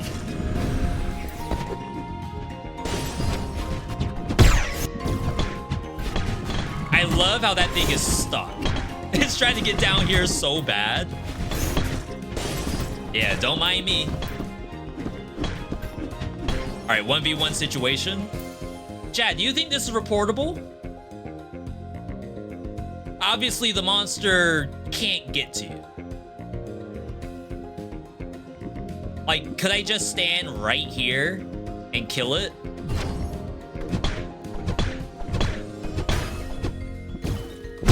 Not anymore, I guess. But would you report that?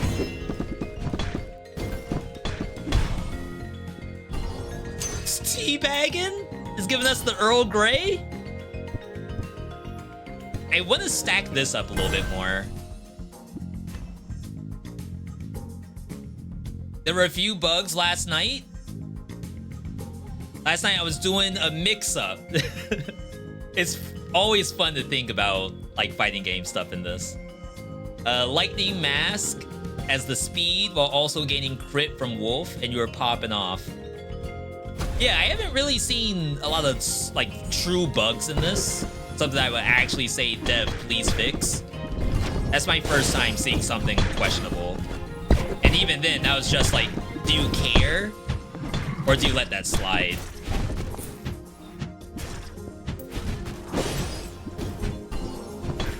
I know you all are thinking, V, that monster's nasty. You gotta let that one slide. Ain't no way you report that.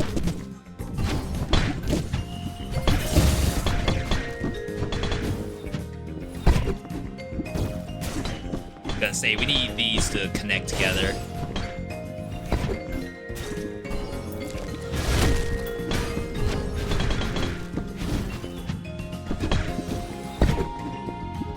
Like, if only up launch actually did damage. That's my only complaint about this weapon. And even then, it's still a get good. It's like, just don't do that for no reason. Oops.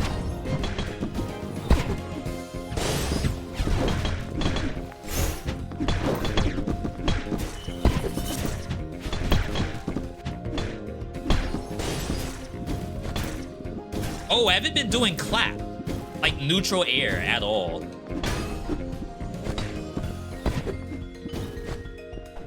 I wonder how that does for launch. Like to get enemies off the platform.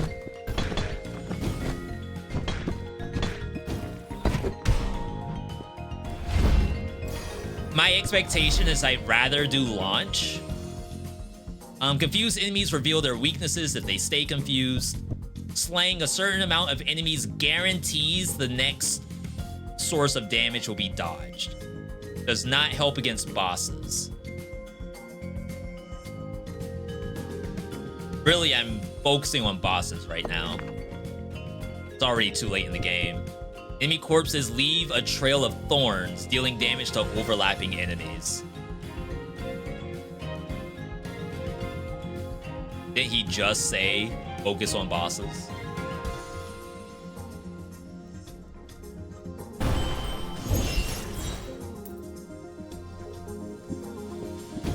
Nogle, good to see you. I wouldn't report it if I was you. Same. I just wanted to, you know, test the waters to see if you all agreed.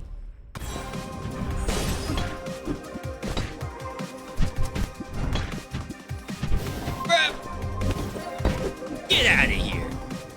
Now, if the game actually had directional throw, I would have thrown her back on the platform.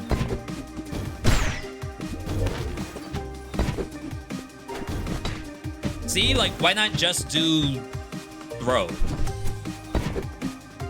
It's like going for an easy clap, I think saved her life. I could just, never mind.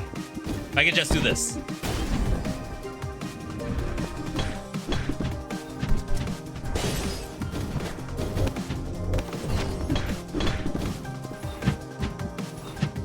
Look at the AI here.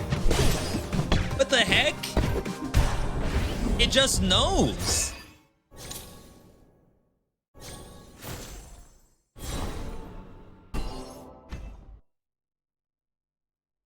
Oh, is it? Chat, for those who know this game. Oh, we're in just chatting still? Thank you, Taco. For those who know this game, when you do the Smash Brothers area, do you get the same rewards as the options you skipped? Like, obviously, looking at it right now, we just got the health and the money, but was that pure RNG? Or was I supposed to get those two?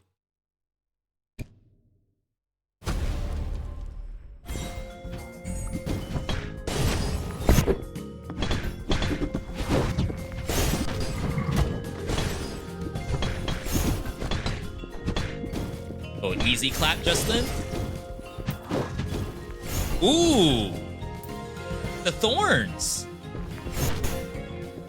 This freaking thing.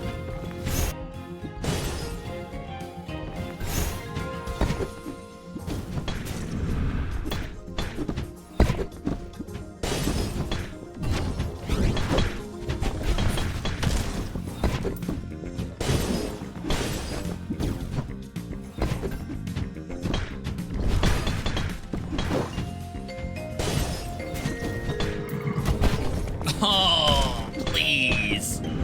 I was fine that entire time.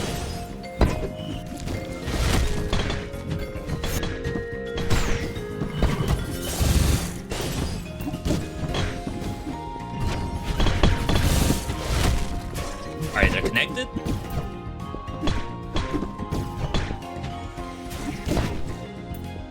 God, that hurts.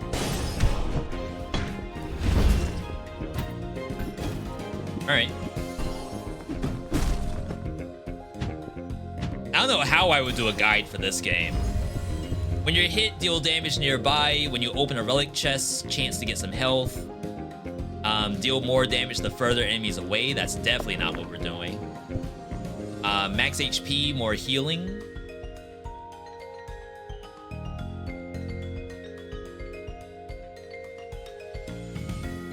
Sure.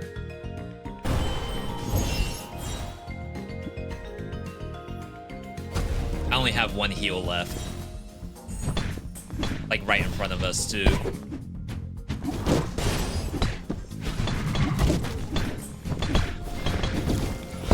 It's freaking dogs.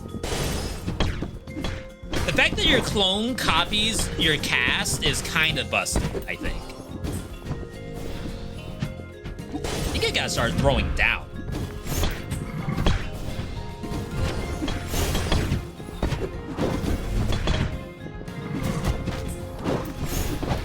The aimbot on these dogs is actually kind of nuts.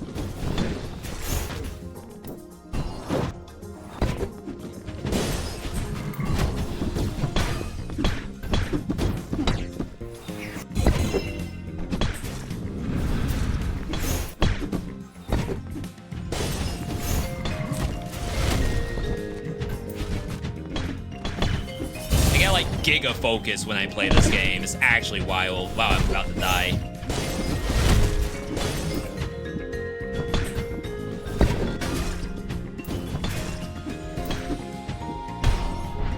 Okay. We heal after this. Yeah, the crits are starting to take off. Gain a base chance to do critical damage. Landing non-critical hits on wounded enemies increases your crit chance. Resets as soon as you crit. While your assist is on cooldown, you get critical damage. I have 2 dice. That's not bad, though. The Moon Song. Wounded non-boss enemies lose a portion of their health when they take critical damage.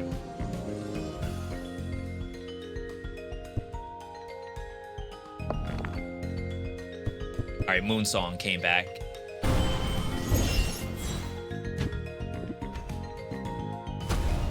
I have $1,000. I've never had this much money. You all can't see it right now, but I promise you, there's a big fat stack of cash right there. Money's so tall, my Barbie's gotta climb it.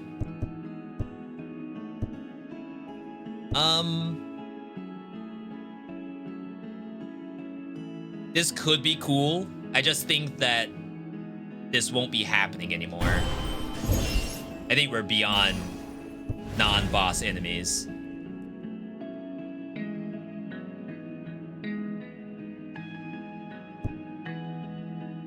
Bird of Prey is probably useful. Attacks and launchers deal more damage when directly above, but I'm not above very often. I'm always on the side. That might be a get good thing. Like imagine like jump and then throw the enemy directly down. Yeah, Wolf Punish. There's that. There's like Wave Dash. And something else that's like a fighting game term. Oh my god. Last time I was here, we had shield.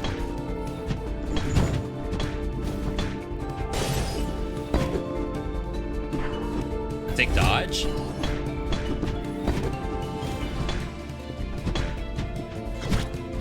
Nice little juggle for me.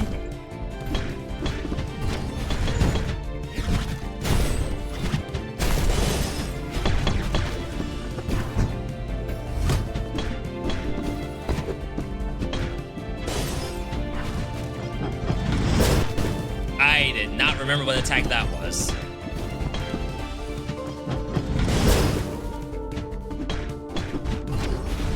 Command grab.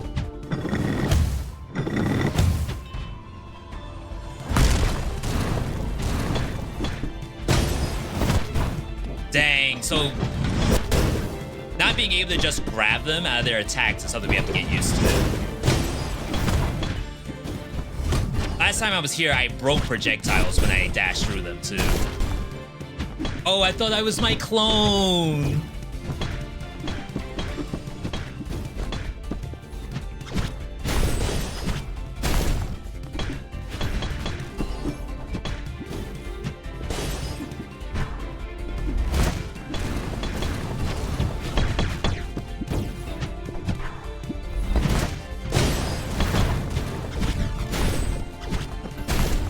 This is intense.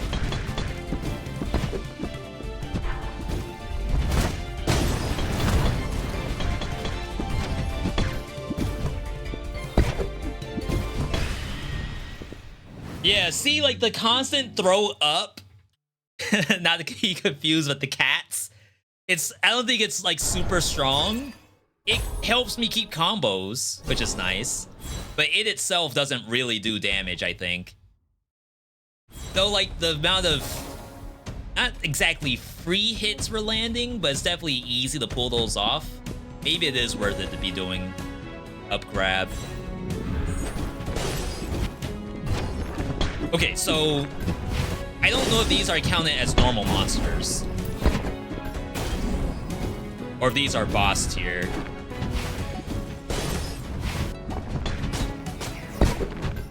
I canceled that.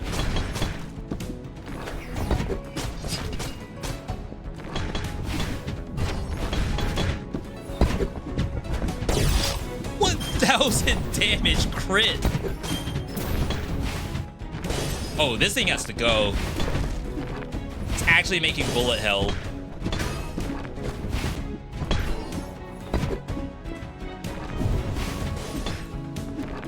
Wow, it lived? Normal monsters can just recover like that?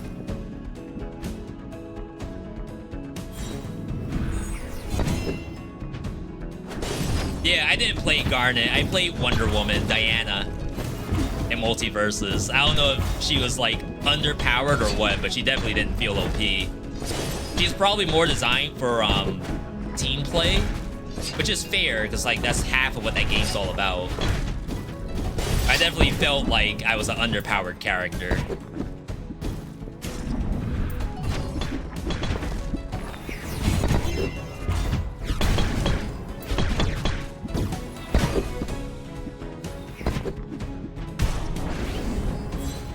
Wonder Woman was super OP.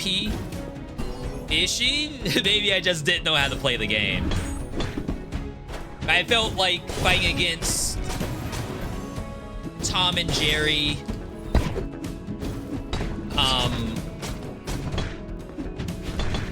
the kid from Adventure Time, both Jake and the actual kid. I feel like those characters were so much more than Wonder Woman is. Just they have more stuff.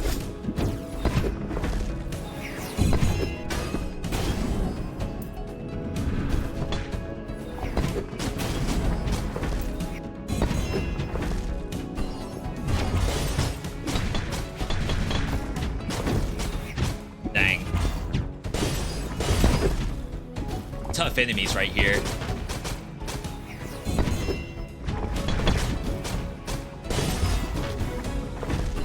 And like the failure to break through armor, it's like really painful. Jeez.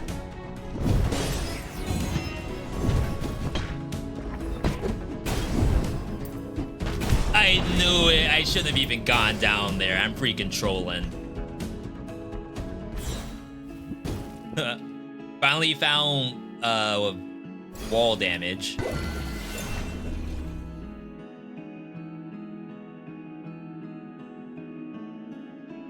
No rerolls. Wow.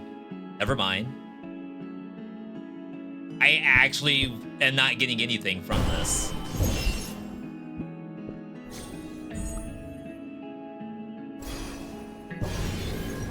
Boss enemies have less max HP. Thank you, game. Status effects have increased duration. I think that's also okay. All right. Wonder Woman is really good. She's just more of a fundamentals character and doesn't need a whole bunch of moves to mess you up. That makes sense. I just feel like, you know what my biggest issue was with Wonder Woman? I think she had a sword attack and a shield attack that were maybe her side combo, and I think her hitbox, the sword itself, I think was in her hitbox, so you could like swing against Superman or any character with like a basic punch, and I feel like their punch the hitbox was further back on their body than Wonder Woman's sword. Whereas to me, like, if they collide, best case scenario, sword wins, because it's literally the person's body. Worst case scenario, they clash and cancel, whereas like it's essentially two hitboxes, two hurt boxes, I should say, that hit each other. No more trolling. You want to see the final boss? It's here. Oh, wow. Already messing up. But like, if I can't grab her, how do I win?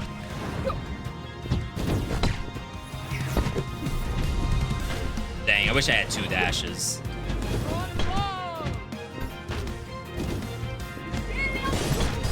I've taken so much damage and haven't done any to her.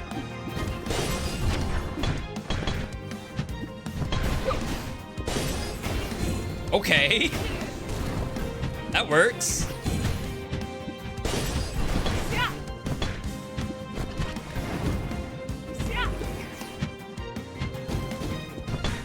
Gotta say, I don't have the angle.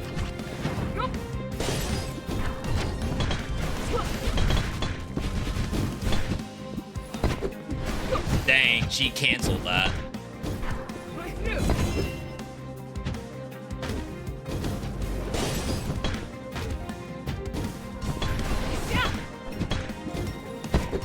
Oh, I need to be forward throw. Or up throw, I'm sorry.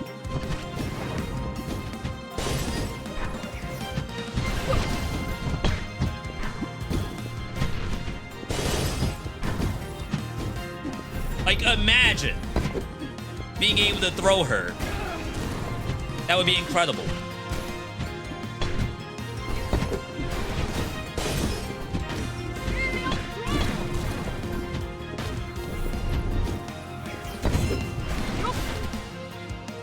The swipe does damage too?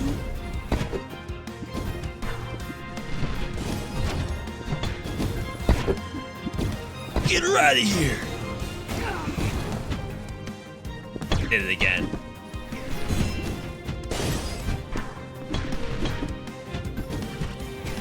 Sick teleport? Nothing personal, kid?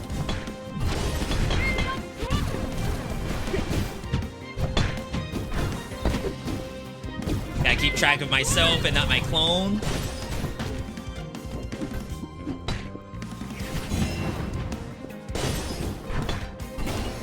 Alright, 2 more of those.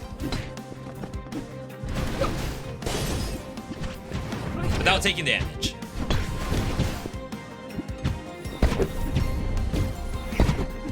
Alright, one more. Oh, she changed it up. I was about to say, maybe we just go for the auto attack. I'm thinking too hard. I think you're right. Just attack normally. Forget the edge. Yo, we're climbing. I didn't even get my final gauntlet affix because I thought I had one more area left. It would be interesting if, like, you don't fill it, you still get the final, what would you call it? A blacksmith, I guess? We didn't even get a 3rd relic. I'm sure, like, as we play through the game and buff the difficulty even higher, that's going to be required gameplay. There's no end of game, like, what did the most damage kind of deal. They just went with the Hades route where you can just take a screenshot and post to Twitter on what your build was. But, like, in reality, do people know what this is? Probably not.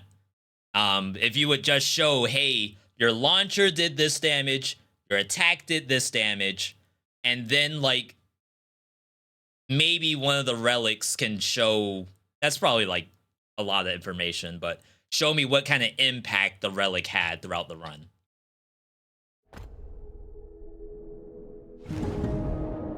Wow, we did it. VC won. You never thought it was possible that V can win on our first try of the day. With barely any meta progression. We need a bunch more. I have, like, nothing right now. 3 blight roots remain. You can do this. But anyone who knows this game, is there a way to see the blight roots? Like, can I see my progress on my wins? Tyra, good to see you if I didn't say hi to you already. Spirits have informed me of your progress. The final hour is upon us. You prove the blight can be beaten. However, the gate cannot remain open under such heavy infection. Must burn away the remaining blight roots and attempt to rekindle the altar at the great gate. Lastly, there's one thing to consider. Stray souls have reached our walls in search of the old fire. Purify these souls at tribute altars across the realm. You'll need the power of the spirits more than ever. The room ahead may become more challenging if you choose this path. Only do so when you feel prepared. Wish you luck.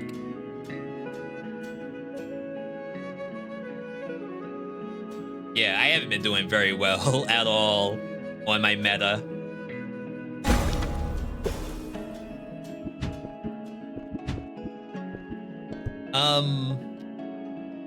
And I only have 4 doohickeys.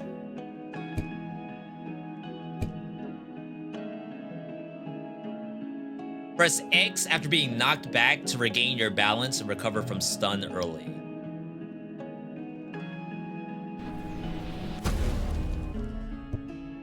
You can cancel the recovery time of an attack or launcher with your bolt.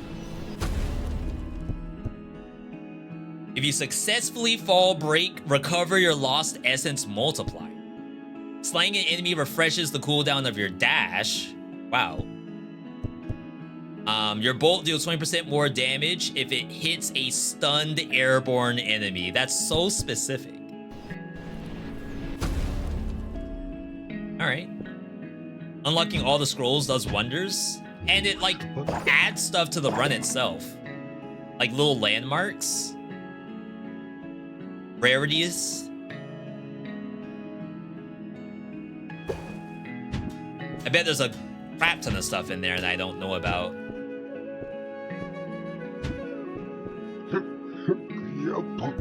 And then I still have like all of these passives to unlock too. Let's, I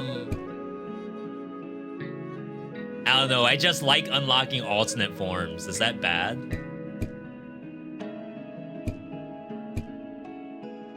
Alternate form of bow.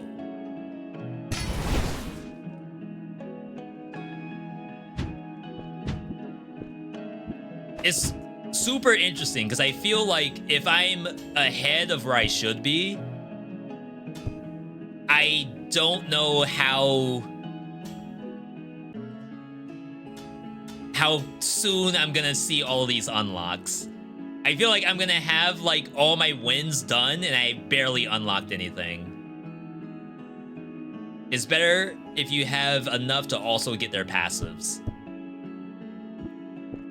I feel like I don't get enough stuff to do these unlocks. Like, it costs these. And I don't have nearly as many as the little cloud icon.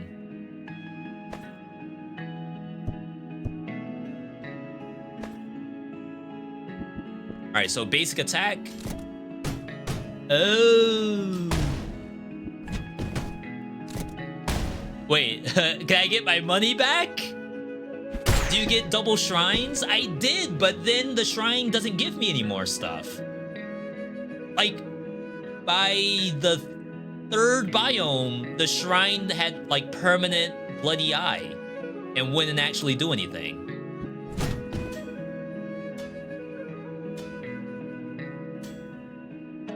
You do it twice per run. You mean if I do it the 3rd time, I'm locked out? 5 things I wish I knew? I'd say thrice is probably not it, because I think I've done it 3 times.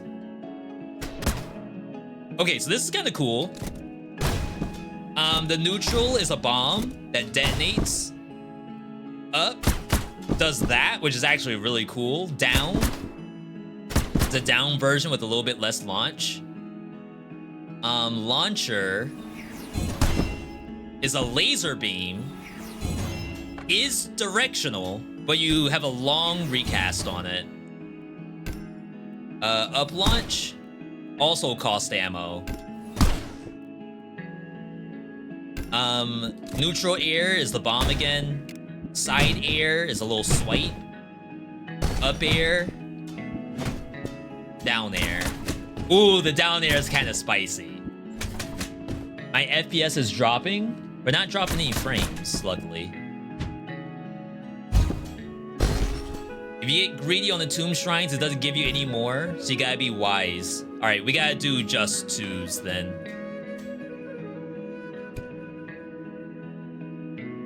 I thought I unlocked Raccoon. I thought I put 3 points into Raccoon, but maybe not.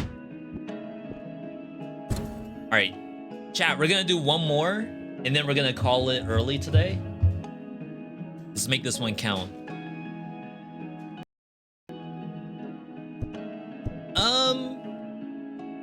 Bosses are more powerful. It's like, am I ready for that yet? I feel like the answer is no. See, these give you essence multiplier. And like, that's cool and all, but I almost feel like I'd rather it give you currency modifiers.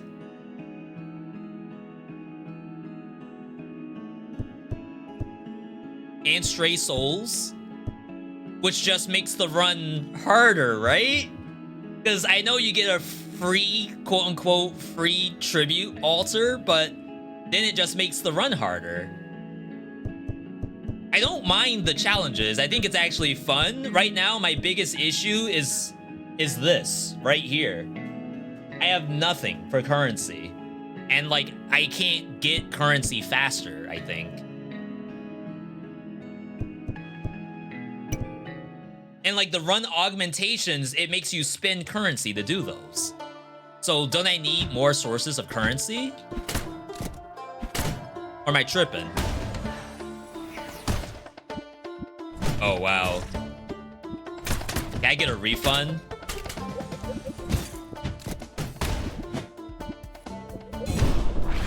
I don't know if this weapon is for me. Yeah, I keep doing runs to get stuff. I just want everything for free. I need to download a speedrunner save or something.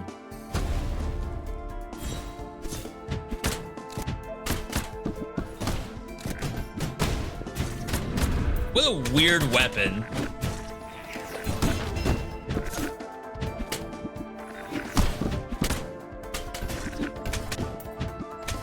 The down air is the most entertaining thing, though. Like, that is supremely fun.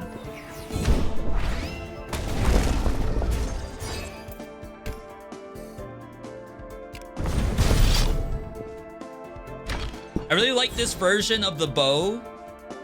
The passives after the boss spice things up. Okay.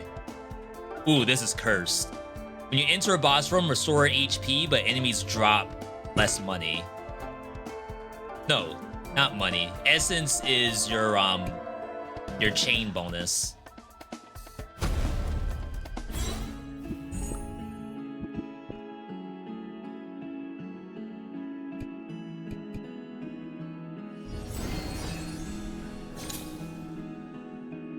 Did it say what the detriment was?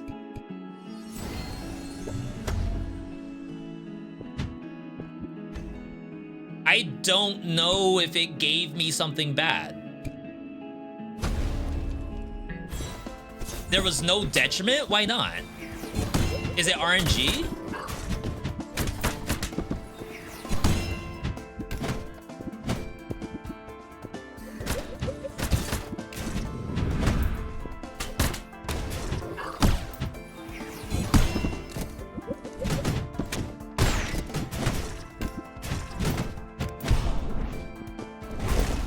Raccoon simply has no detriment. I got bear too.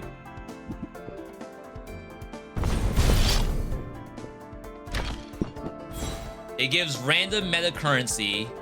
It gives 20% chance for elites to appear. You've only seen that on Raccoon. Any damage you deal or take is 10% higher. It's kind of scary.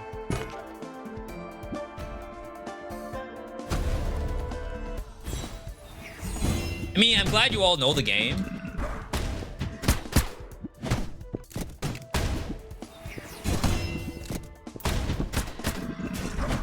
Dang.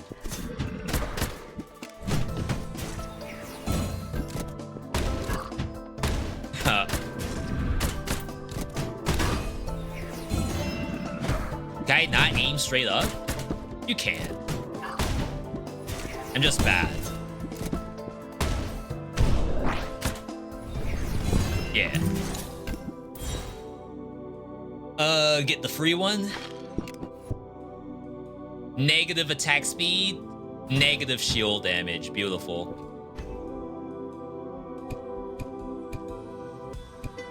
All right, early elite. I don't quite know what the point is of fighting elites.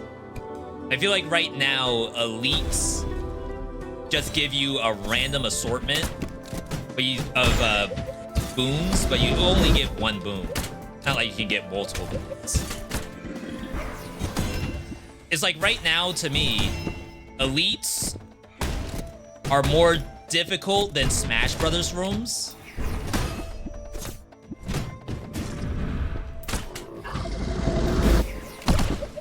But for less reward.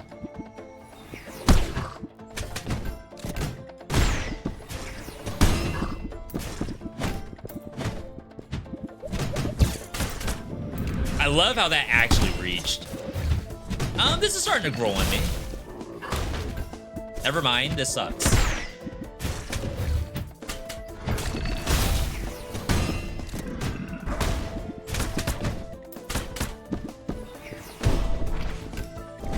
Okay, not bad, not bad. So this we can only do one of. So I guess we'll start grabbing scrolls since we're so low.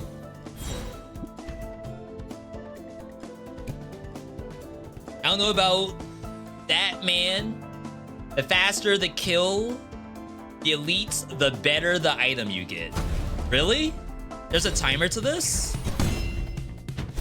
I don't see anything.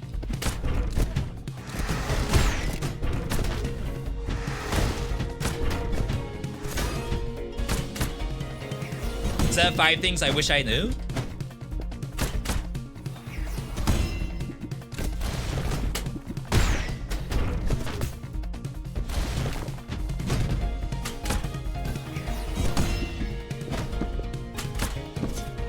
Dang. Can't aim that.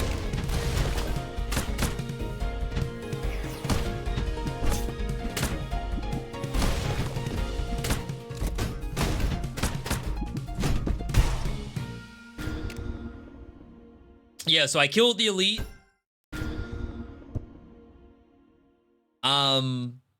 The spears offer you 1 blessing. Now, if the rarity was increased, then I think the elites are better. But maybe not even better, because it's still only 1. Whereas when you do the Smash Brothers, you get more stuff. Every time I do an elite and kill it fast, I get something good. Could be random. Drenched. Launcher burn.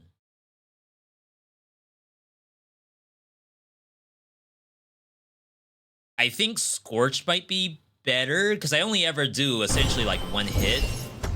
So the burn's gonna maybe last a little bit longer.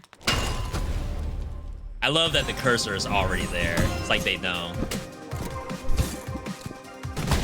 Oh, I can do 2?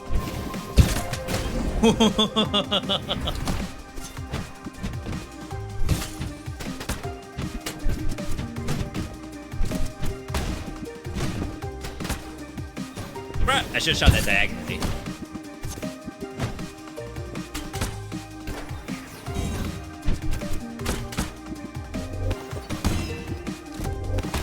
Ooh! Alright, this is sick. No, no, no, no, no!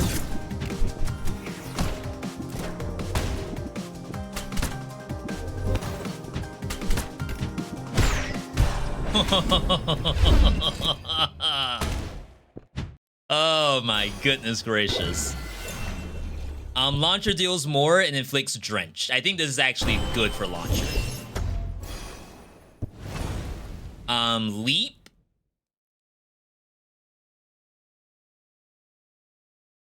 Trying to think what we would want to see.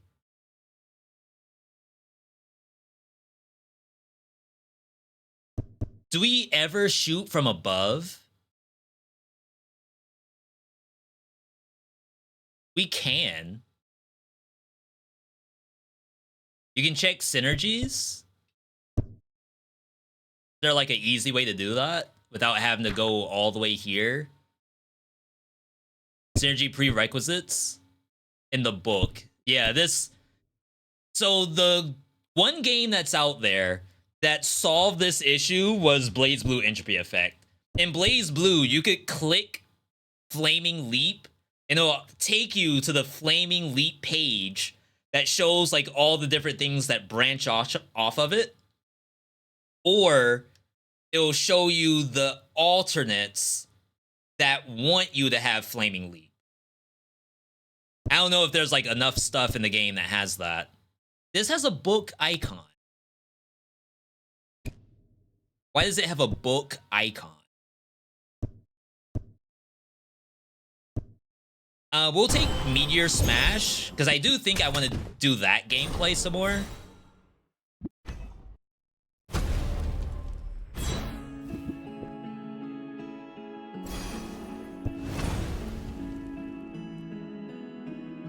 When you slay a burn enemy, they pass their stacks nearby.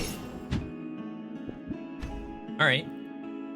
It's because I haven't taken it before, or it could be the other way around. You could also just have a new icon, but I guess that's rip immersion.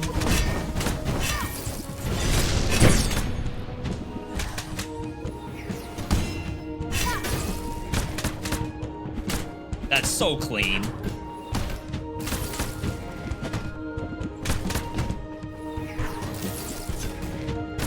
Yeah, what you think you're doing?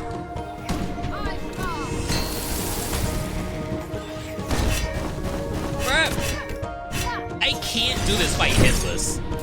Does anyone know, are there hitless rewards in this game?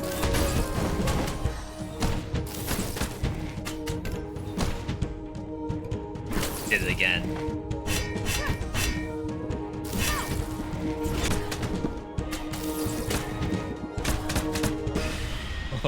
I love that. Yeah, that's like the best move in the whole kit is this thing right here. I don't know what game I'm thinking of that has exactly that. It's in BlazBlue for Noel. But I'm sure there's other... I guess Devil May Cry? Doesn't Dante have one of these? If you ask the dev, maybe they would say yes. Devil May Cry is exactly the motivation I had for that movie. Your attack deals 15% damage per missing ammo. That's really cool. Launcher charges faster. Yeah, I want this. Like you go boom, and then that. I just wish it had a little more flotation to it. Because like sometimes it floats and sometimes it doesn't.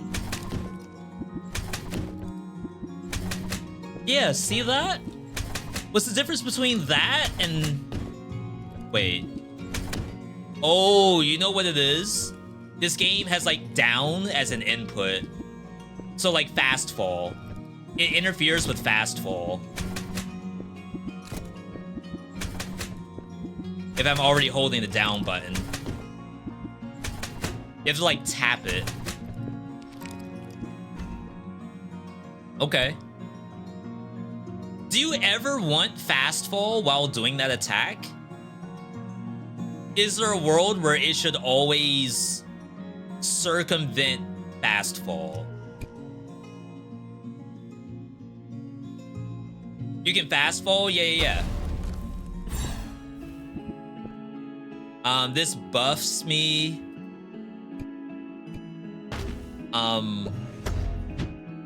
This, I don't know what this does. Maybe it's currency? No, it also buffs. So this buffs you with a a diamond on one of your abilities, and the other one increases the rarity. Alright. I don't know what bear assist is. I know that anteater. I know anteater is a shield. Bear, I don't know what bear is. Yo, Timo, good to see you. Love to see some Spiritfall. Hope the stream has been well. It has. We got our first win of the day, which is first try with alternate fist that I've never done before. Yeah, see, I'm fast falling that. And again, that's a get good, I suppose.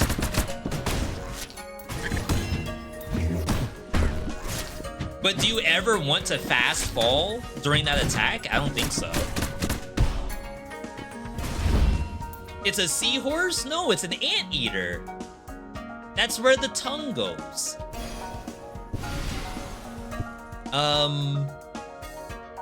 What's bear assist?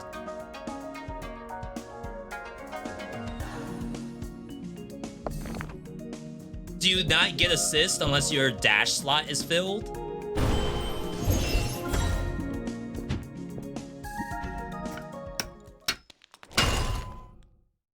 Gotta do this, right?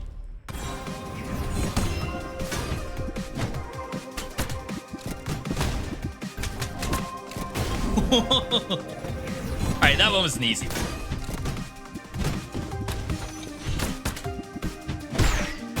Oh wow, you went really far.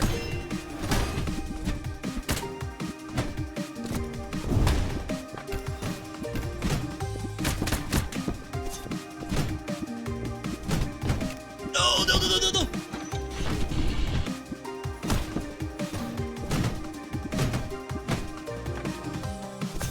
Dang, if I threw a bomb up there, oh wow, you get your shield back?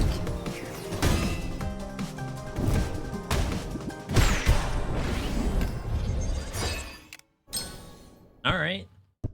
He's sick with it. Launcher deals more and inflicts drenched.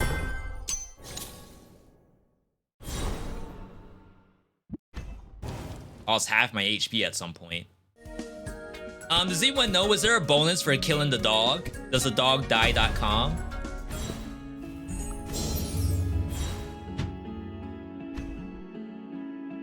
I feel like that heal is like not great.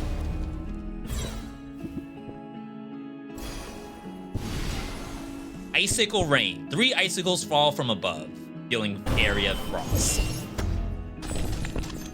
Oh, okay, that's kind of cool. Dog just gets in your way, no bonus. Devs, give me a reason to chase the dog. I want to fight the dog. On purpose. Okay, never mind. Maybe I shouldn't be here.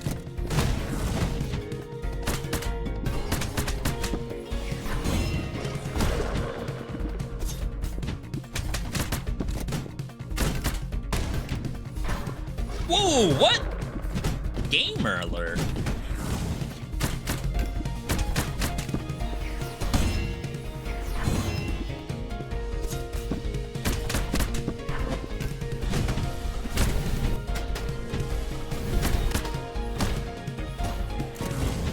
Ah, wow.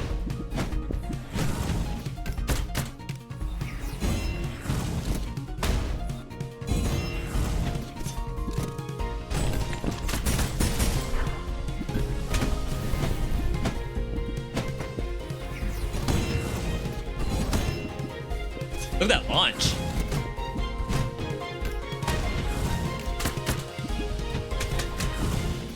I can float. We all float. Oh, I thought it was dead.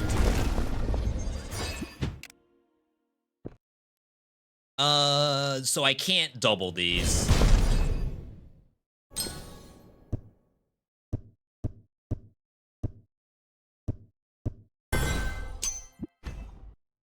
Yeah, I think it only got in our way. Nothing special happens after you kill the dog. You get an achievement for doing it in the first stage. Yeah, I feel like I want some more dog gameplay. Otherwise, like, you want to avoid it, right?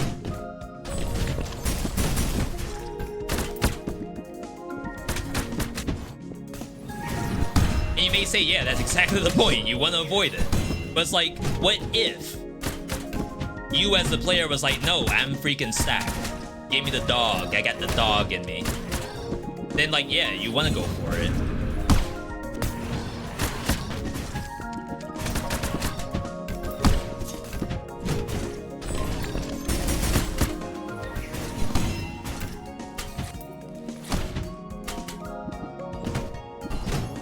The slide is really fun.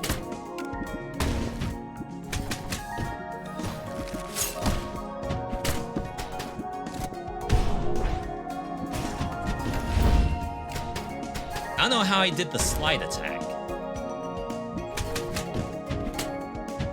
Maybe I'm tripping. There's no such thing. Usually want to move away from the dog, but if it happens to get in your way, well, time for the fight. Yeah, let me chase it down. The Pentacle Bolt becomes one giant throwing star that slowly advances and rapidly damages enemies. I've never seen that before. Your neutral does more damage? No. Ain't no way. Ain't no way. You can't not take that.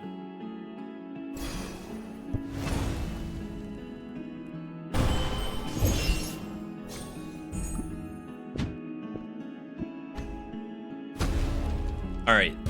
Let me see how often I press neutral attack.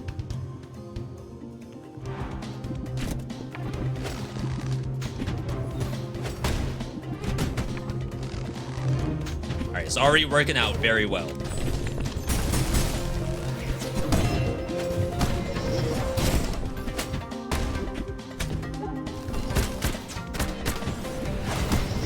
Buster, what's wrong?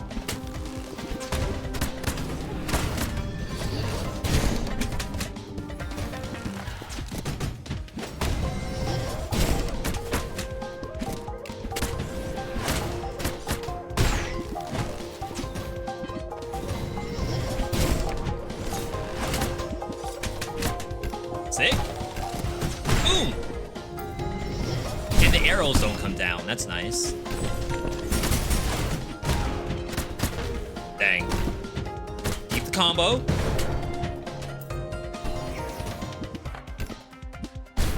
Okay, I walked right into that. That sucks.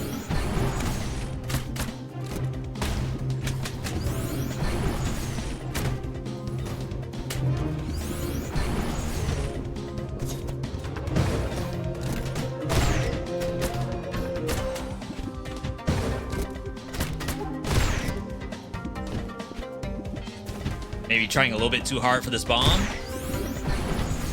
Oh my god.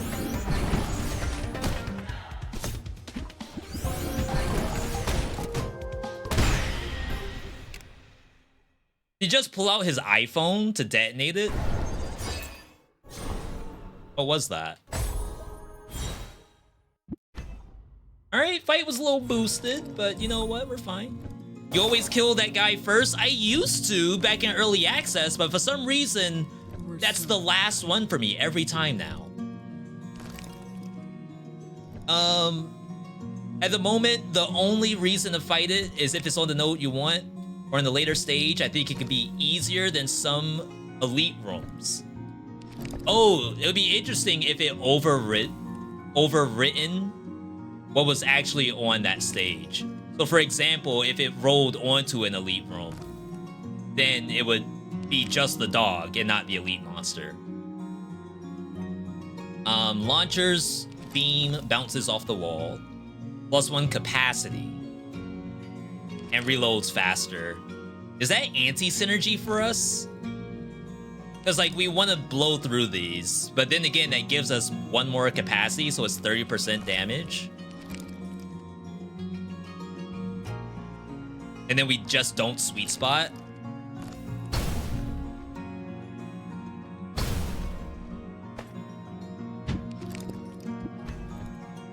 It does. It's happened to you before. That sounds legitimately interesting. That's like a one-time scenario that happens.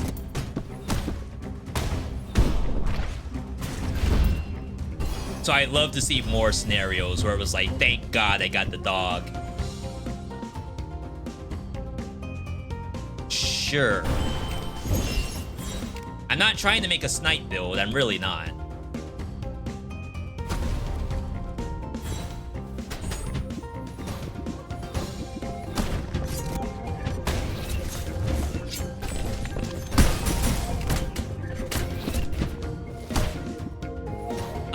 I think it's anti-synergy.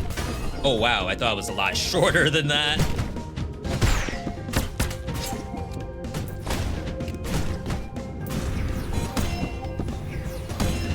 I think the reload time is too short, which is like funny to say that.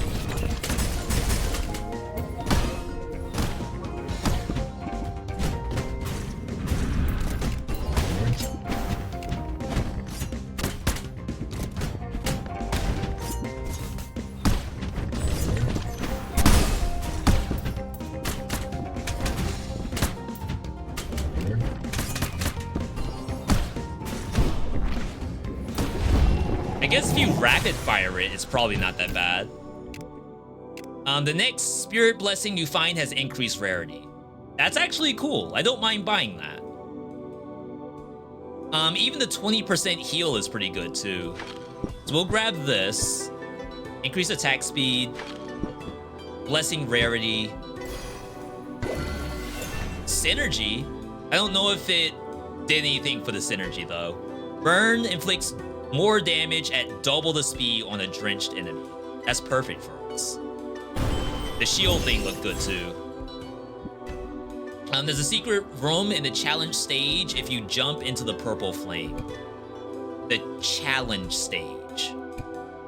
Oh wow, this is kind of bad. What do you refer to as challenge stage? Thanos Gauntlet? Oh, I forgot I had this thing. We're taking 10% extra damage. And we're getting 27% less money. With a 10% chance of failure.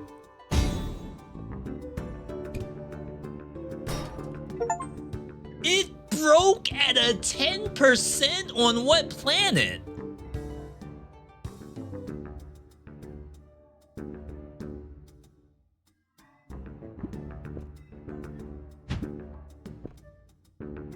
The brawl stages have a secret area to jump into? Do you mean just jumping into your own death? I need a new relic, I guess. Get some burn tech.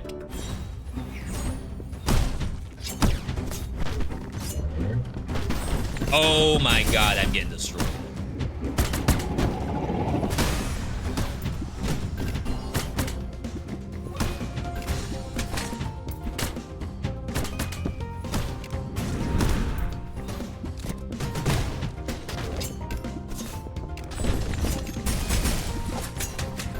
Definitely a press every button kind of game.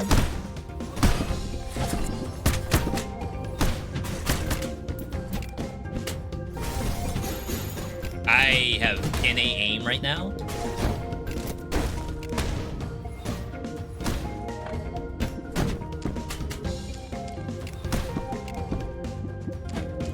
Don't even bother, just shoot it. Enemies are inflicted with stack of burn for 5 seconds when they spawn into the room. Deal bonus damage at the start of a combat room, decreases by 5% every second. That's 9 seconds of bonus damage? That sounds like a lot, right? Or am I tripping?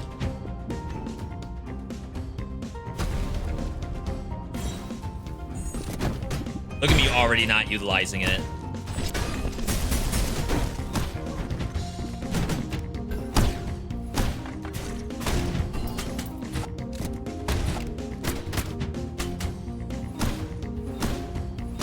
Yeah, I don't mind if you stay over there.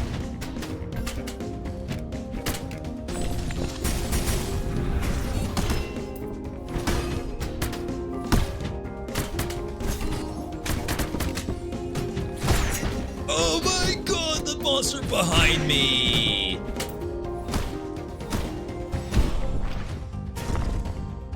Sick. How many runs have I finished so far? 2. If we get lucky here, this will be our 3rd run. We got our first one on Scythe, which was on our 2nd try. No, we played Scythe a lot, to be perfectly honest. I think I learned the game playing Scythe. Ow.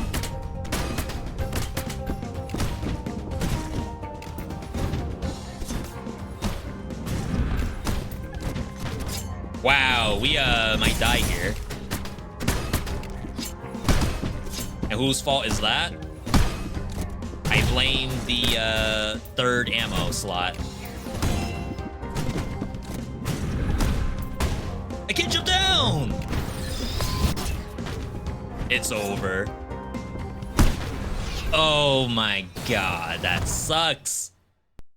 I think I baited myself into focusing on doing that arrow shot so much. You almost took like 0 max health. Yeah, whose fault is that?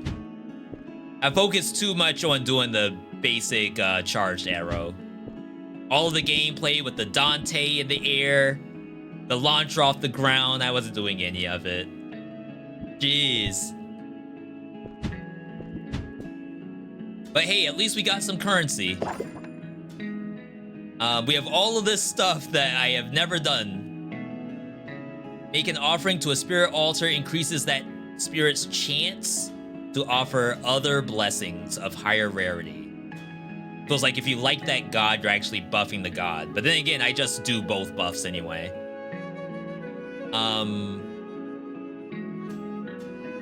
Shops have a 10% chance to be discounted. I didn't know there was discounts in this game. That could, like, win a whole run by itself.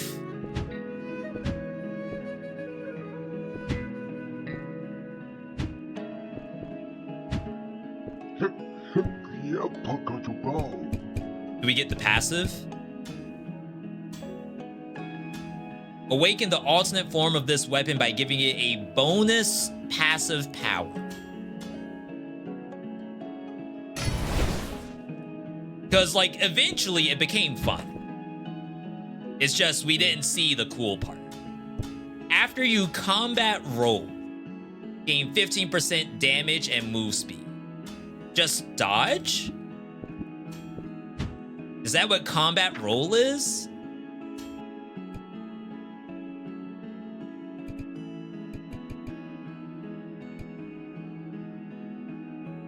No.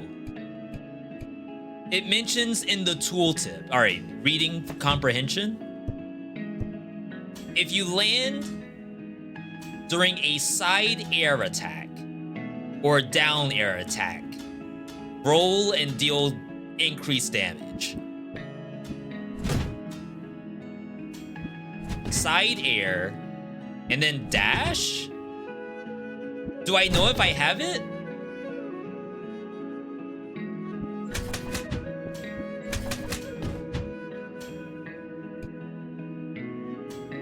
You press attack again after a down air or side air. No dash needed. Oh, is it like the little circle on the ground? Yeah, I think I can see the speed. I guess the best way to tell. We do 52 damage. Uh-oh. Hang on. And now 59 damage.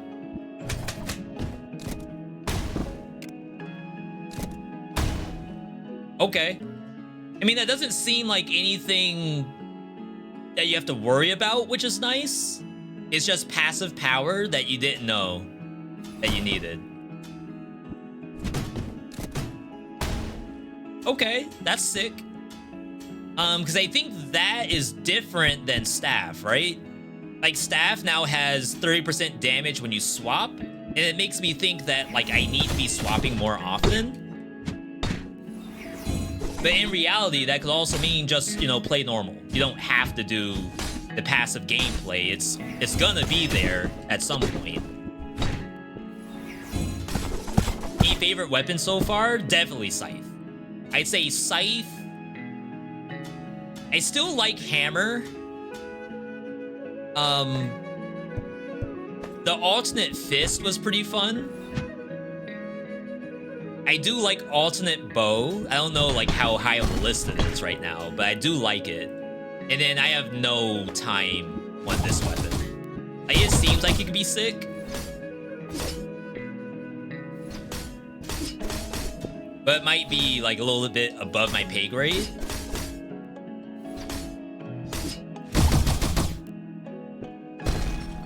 Really good. Everything's really good, I think. I guess the only thing that's kind of mid right now is basic axe, but it's like your basic tutorial weapon, right?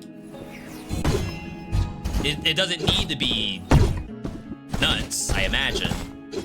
It's just like you're playing Ike. Just land the hits and it just works. You don't need any other thing to it. Bone Oblivion, good to see you. This makes you want to go for another Ashla Ascent run. I'm waiting on them to do their update. Speaking of Ashla Ascent. Chat, just a heads up, we are done with Spiritfall for the day. Speaking of Spiritfall, they have an update planned for this month, I think, right? Maybe it's April.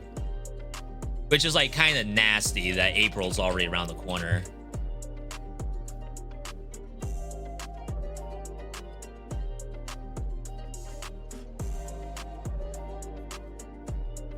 March 14, and they haven't posted it here yet.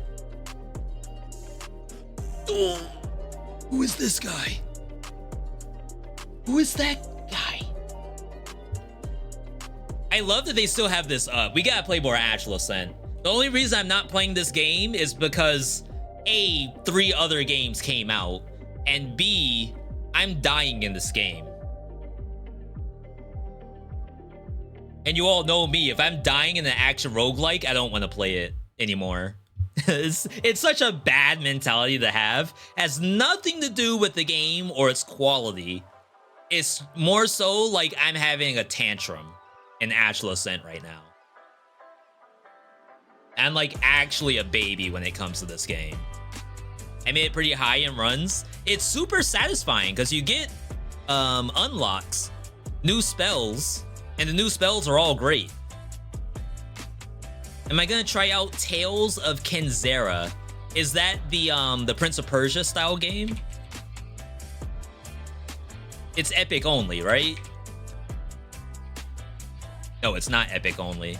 Yeah, I do want to play this. April 23rd. I did not play the new Prince of Persia, but I would like to play this. I'm gonna try and break the game in the best possible way, like with love. Do we have a trailer? I'm surfing, dude. I can surf. Reveal trailer. We saw this at Game Awards.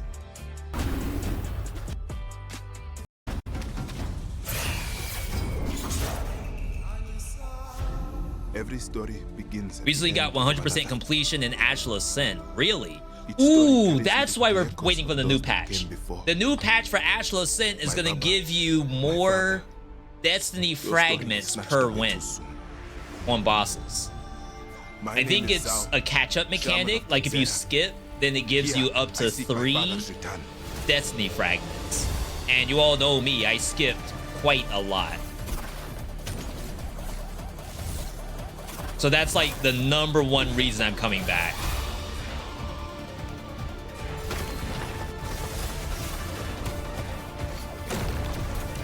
This game looks sick. Oh, don't forget Berserk Boys tomorrow. We'll be playing that. That won't be all of tomorrow. I think I'm gonna try to get Spell Disc. So tomorrow is already full. I don't even know if we can do Host and Verse live tomorrow. Like worst case scenario, we hop in late. Or I guess that's best case. But there's a real world where there's too many new games tomorrow. Show me you are ready. Yeah, this is a V.Me game through and through. 100%. EA original? Ooh, if this is on Game Pass, this has got to be on Game Pass day one. If it's EA, ain't no way.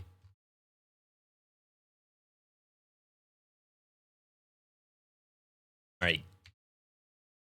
All right.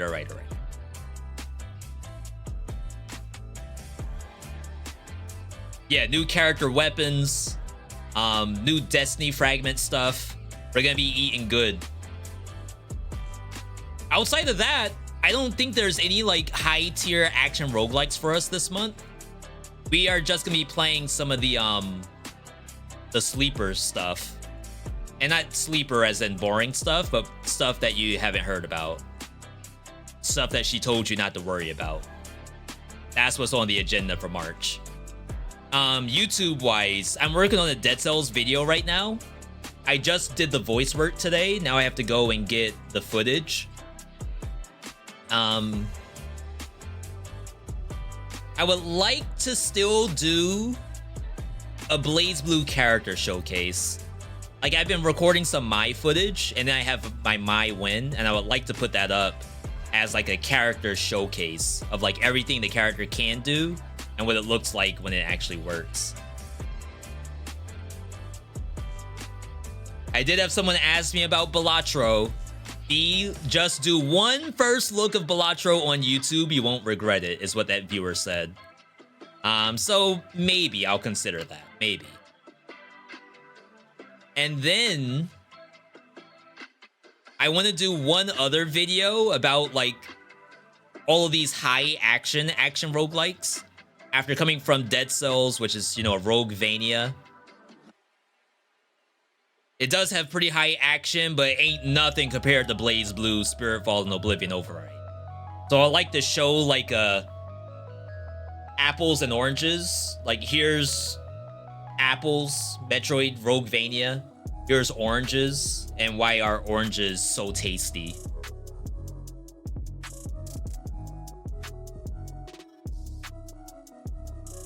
New weapons and ability system for Astral Ascent in Q2. New ability system. We saw new weapons, but new abilities, maybe new alternate signature spells. That could be sick. Thanks for all the guides, man. Actually posted a video of yours in my Discord. Someone was having trouble with the brutality build. Yeah, we don't have to do top 3 builds anymore because the stuff's not gonna change anymore. But I do hope that people will enjoy the Dead Cells stuff. A matter of fact, there was someone who said they just bought the game. So like there's still fresh installs for Dead Cells, and we have hopefully a good backlog for them to work with. Oranges are goated. You know what I've been struggling with? The little like, not tangelos, but whatever the small oranges are that aren't tangerines. I don't think people make navel oranges anymore. I don't really go to the grocery store very often, but I assume navel oranges are like boomer fruit. You got the game when it was on sale? I think it's on sale right now, right? For Castlevania Anniversary. Yo, Pyro, good to see you. Pyro, we're actually closing up shop pretty soon. With how long it's been since I played Dead Cells, I think I'd be considered a fresh install. Maybe with all of the updates that went through. Yeah, I mean, game-wise, can I even show you all? We're at 362. We almost have a game for every day of the week. Every week of the year. 52 weeks of new games. Is this like safe to show on Twitch?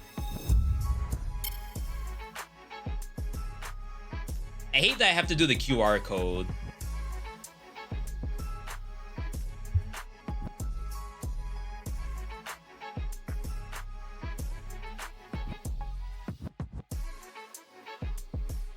Because it's probably just gonna make me log in on mobile. Get the app for mobile. I have the app.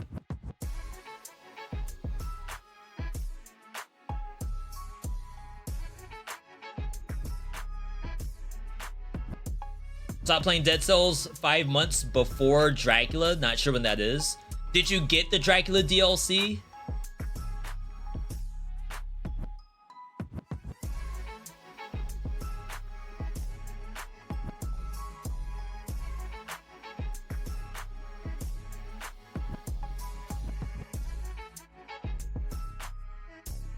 What's the point of this?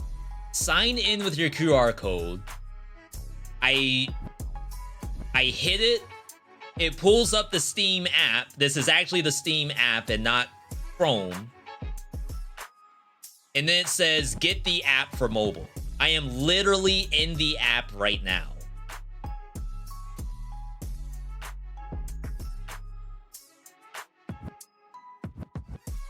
I swear I'm turning boomer. Like, I don't get it. You would think it would be a one button input. Can I show you all this? Get the app for mobile. I am literally in the app right now. That's not boomer, right? You all see it. Please believe me, I'm in the app. That's not Chrome. All right. All right, chat, I think we're good. We're gonna end it a little early today, but I do want to thank you all for tuning in. Fantastic stream, huge stream. We did a little bit of just chatting earlier, and then we head over to Spiritfall, and we had a good time there. I have the wrong app. Tomorrow's stream. Tomorrow is Berserk Boy First Look, followed by hopefully Spellblade. Oh, Spell Disc. That's the name of it. Spell Disc. And then if we have enough time to do Wholesome Verse after, then we will, but I'm not gonna hard confirm that just yet. I do want to thank you all for tuning in. Several 100,000 streams on Twitch. You could be watching. You decide to spend your time here. I appreciate that very, very much. Thank you for the bits, follow, subs as well. Stream could not be possible without you, the viewer. Last thing I want you all to do, have a good night, good day, good evening, good whatever, wherever you are. And I'll see you all on tomorrow. If you're gonna go get something to eat, take an extra bite just for me. I'm a little hungry myself. Either way, you all have a good one, and I'll catch you on the Wednesday stream. Good night, everybody.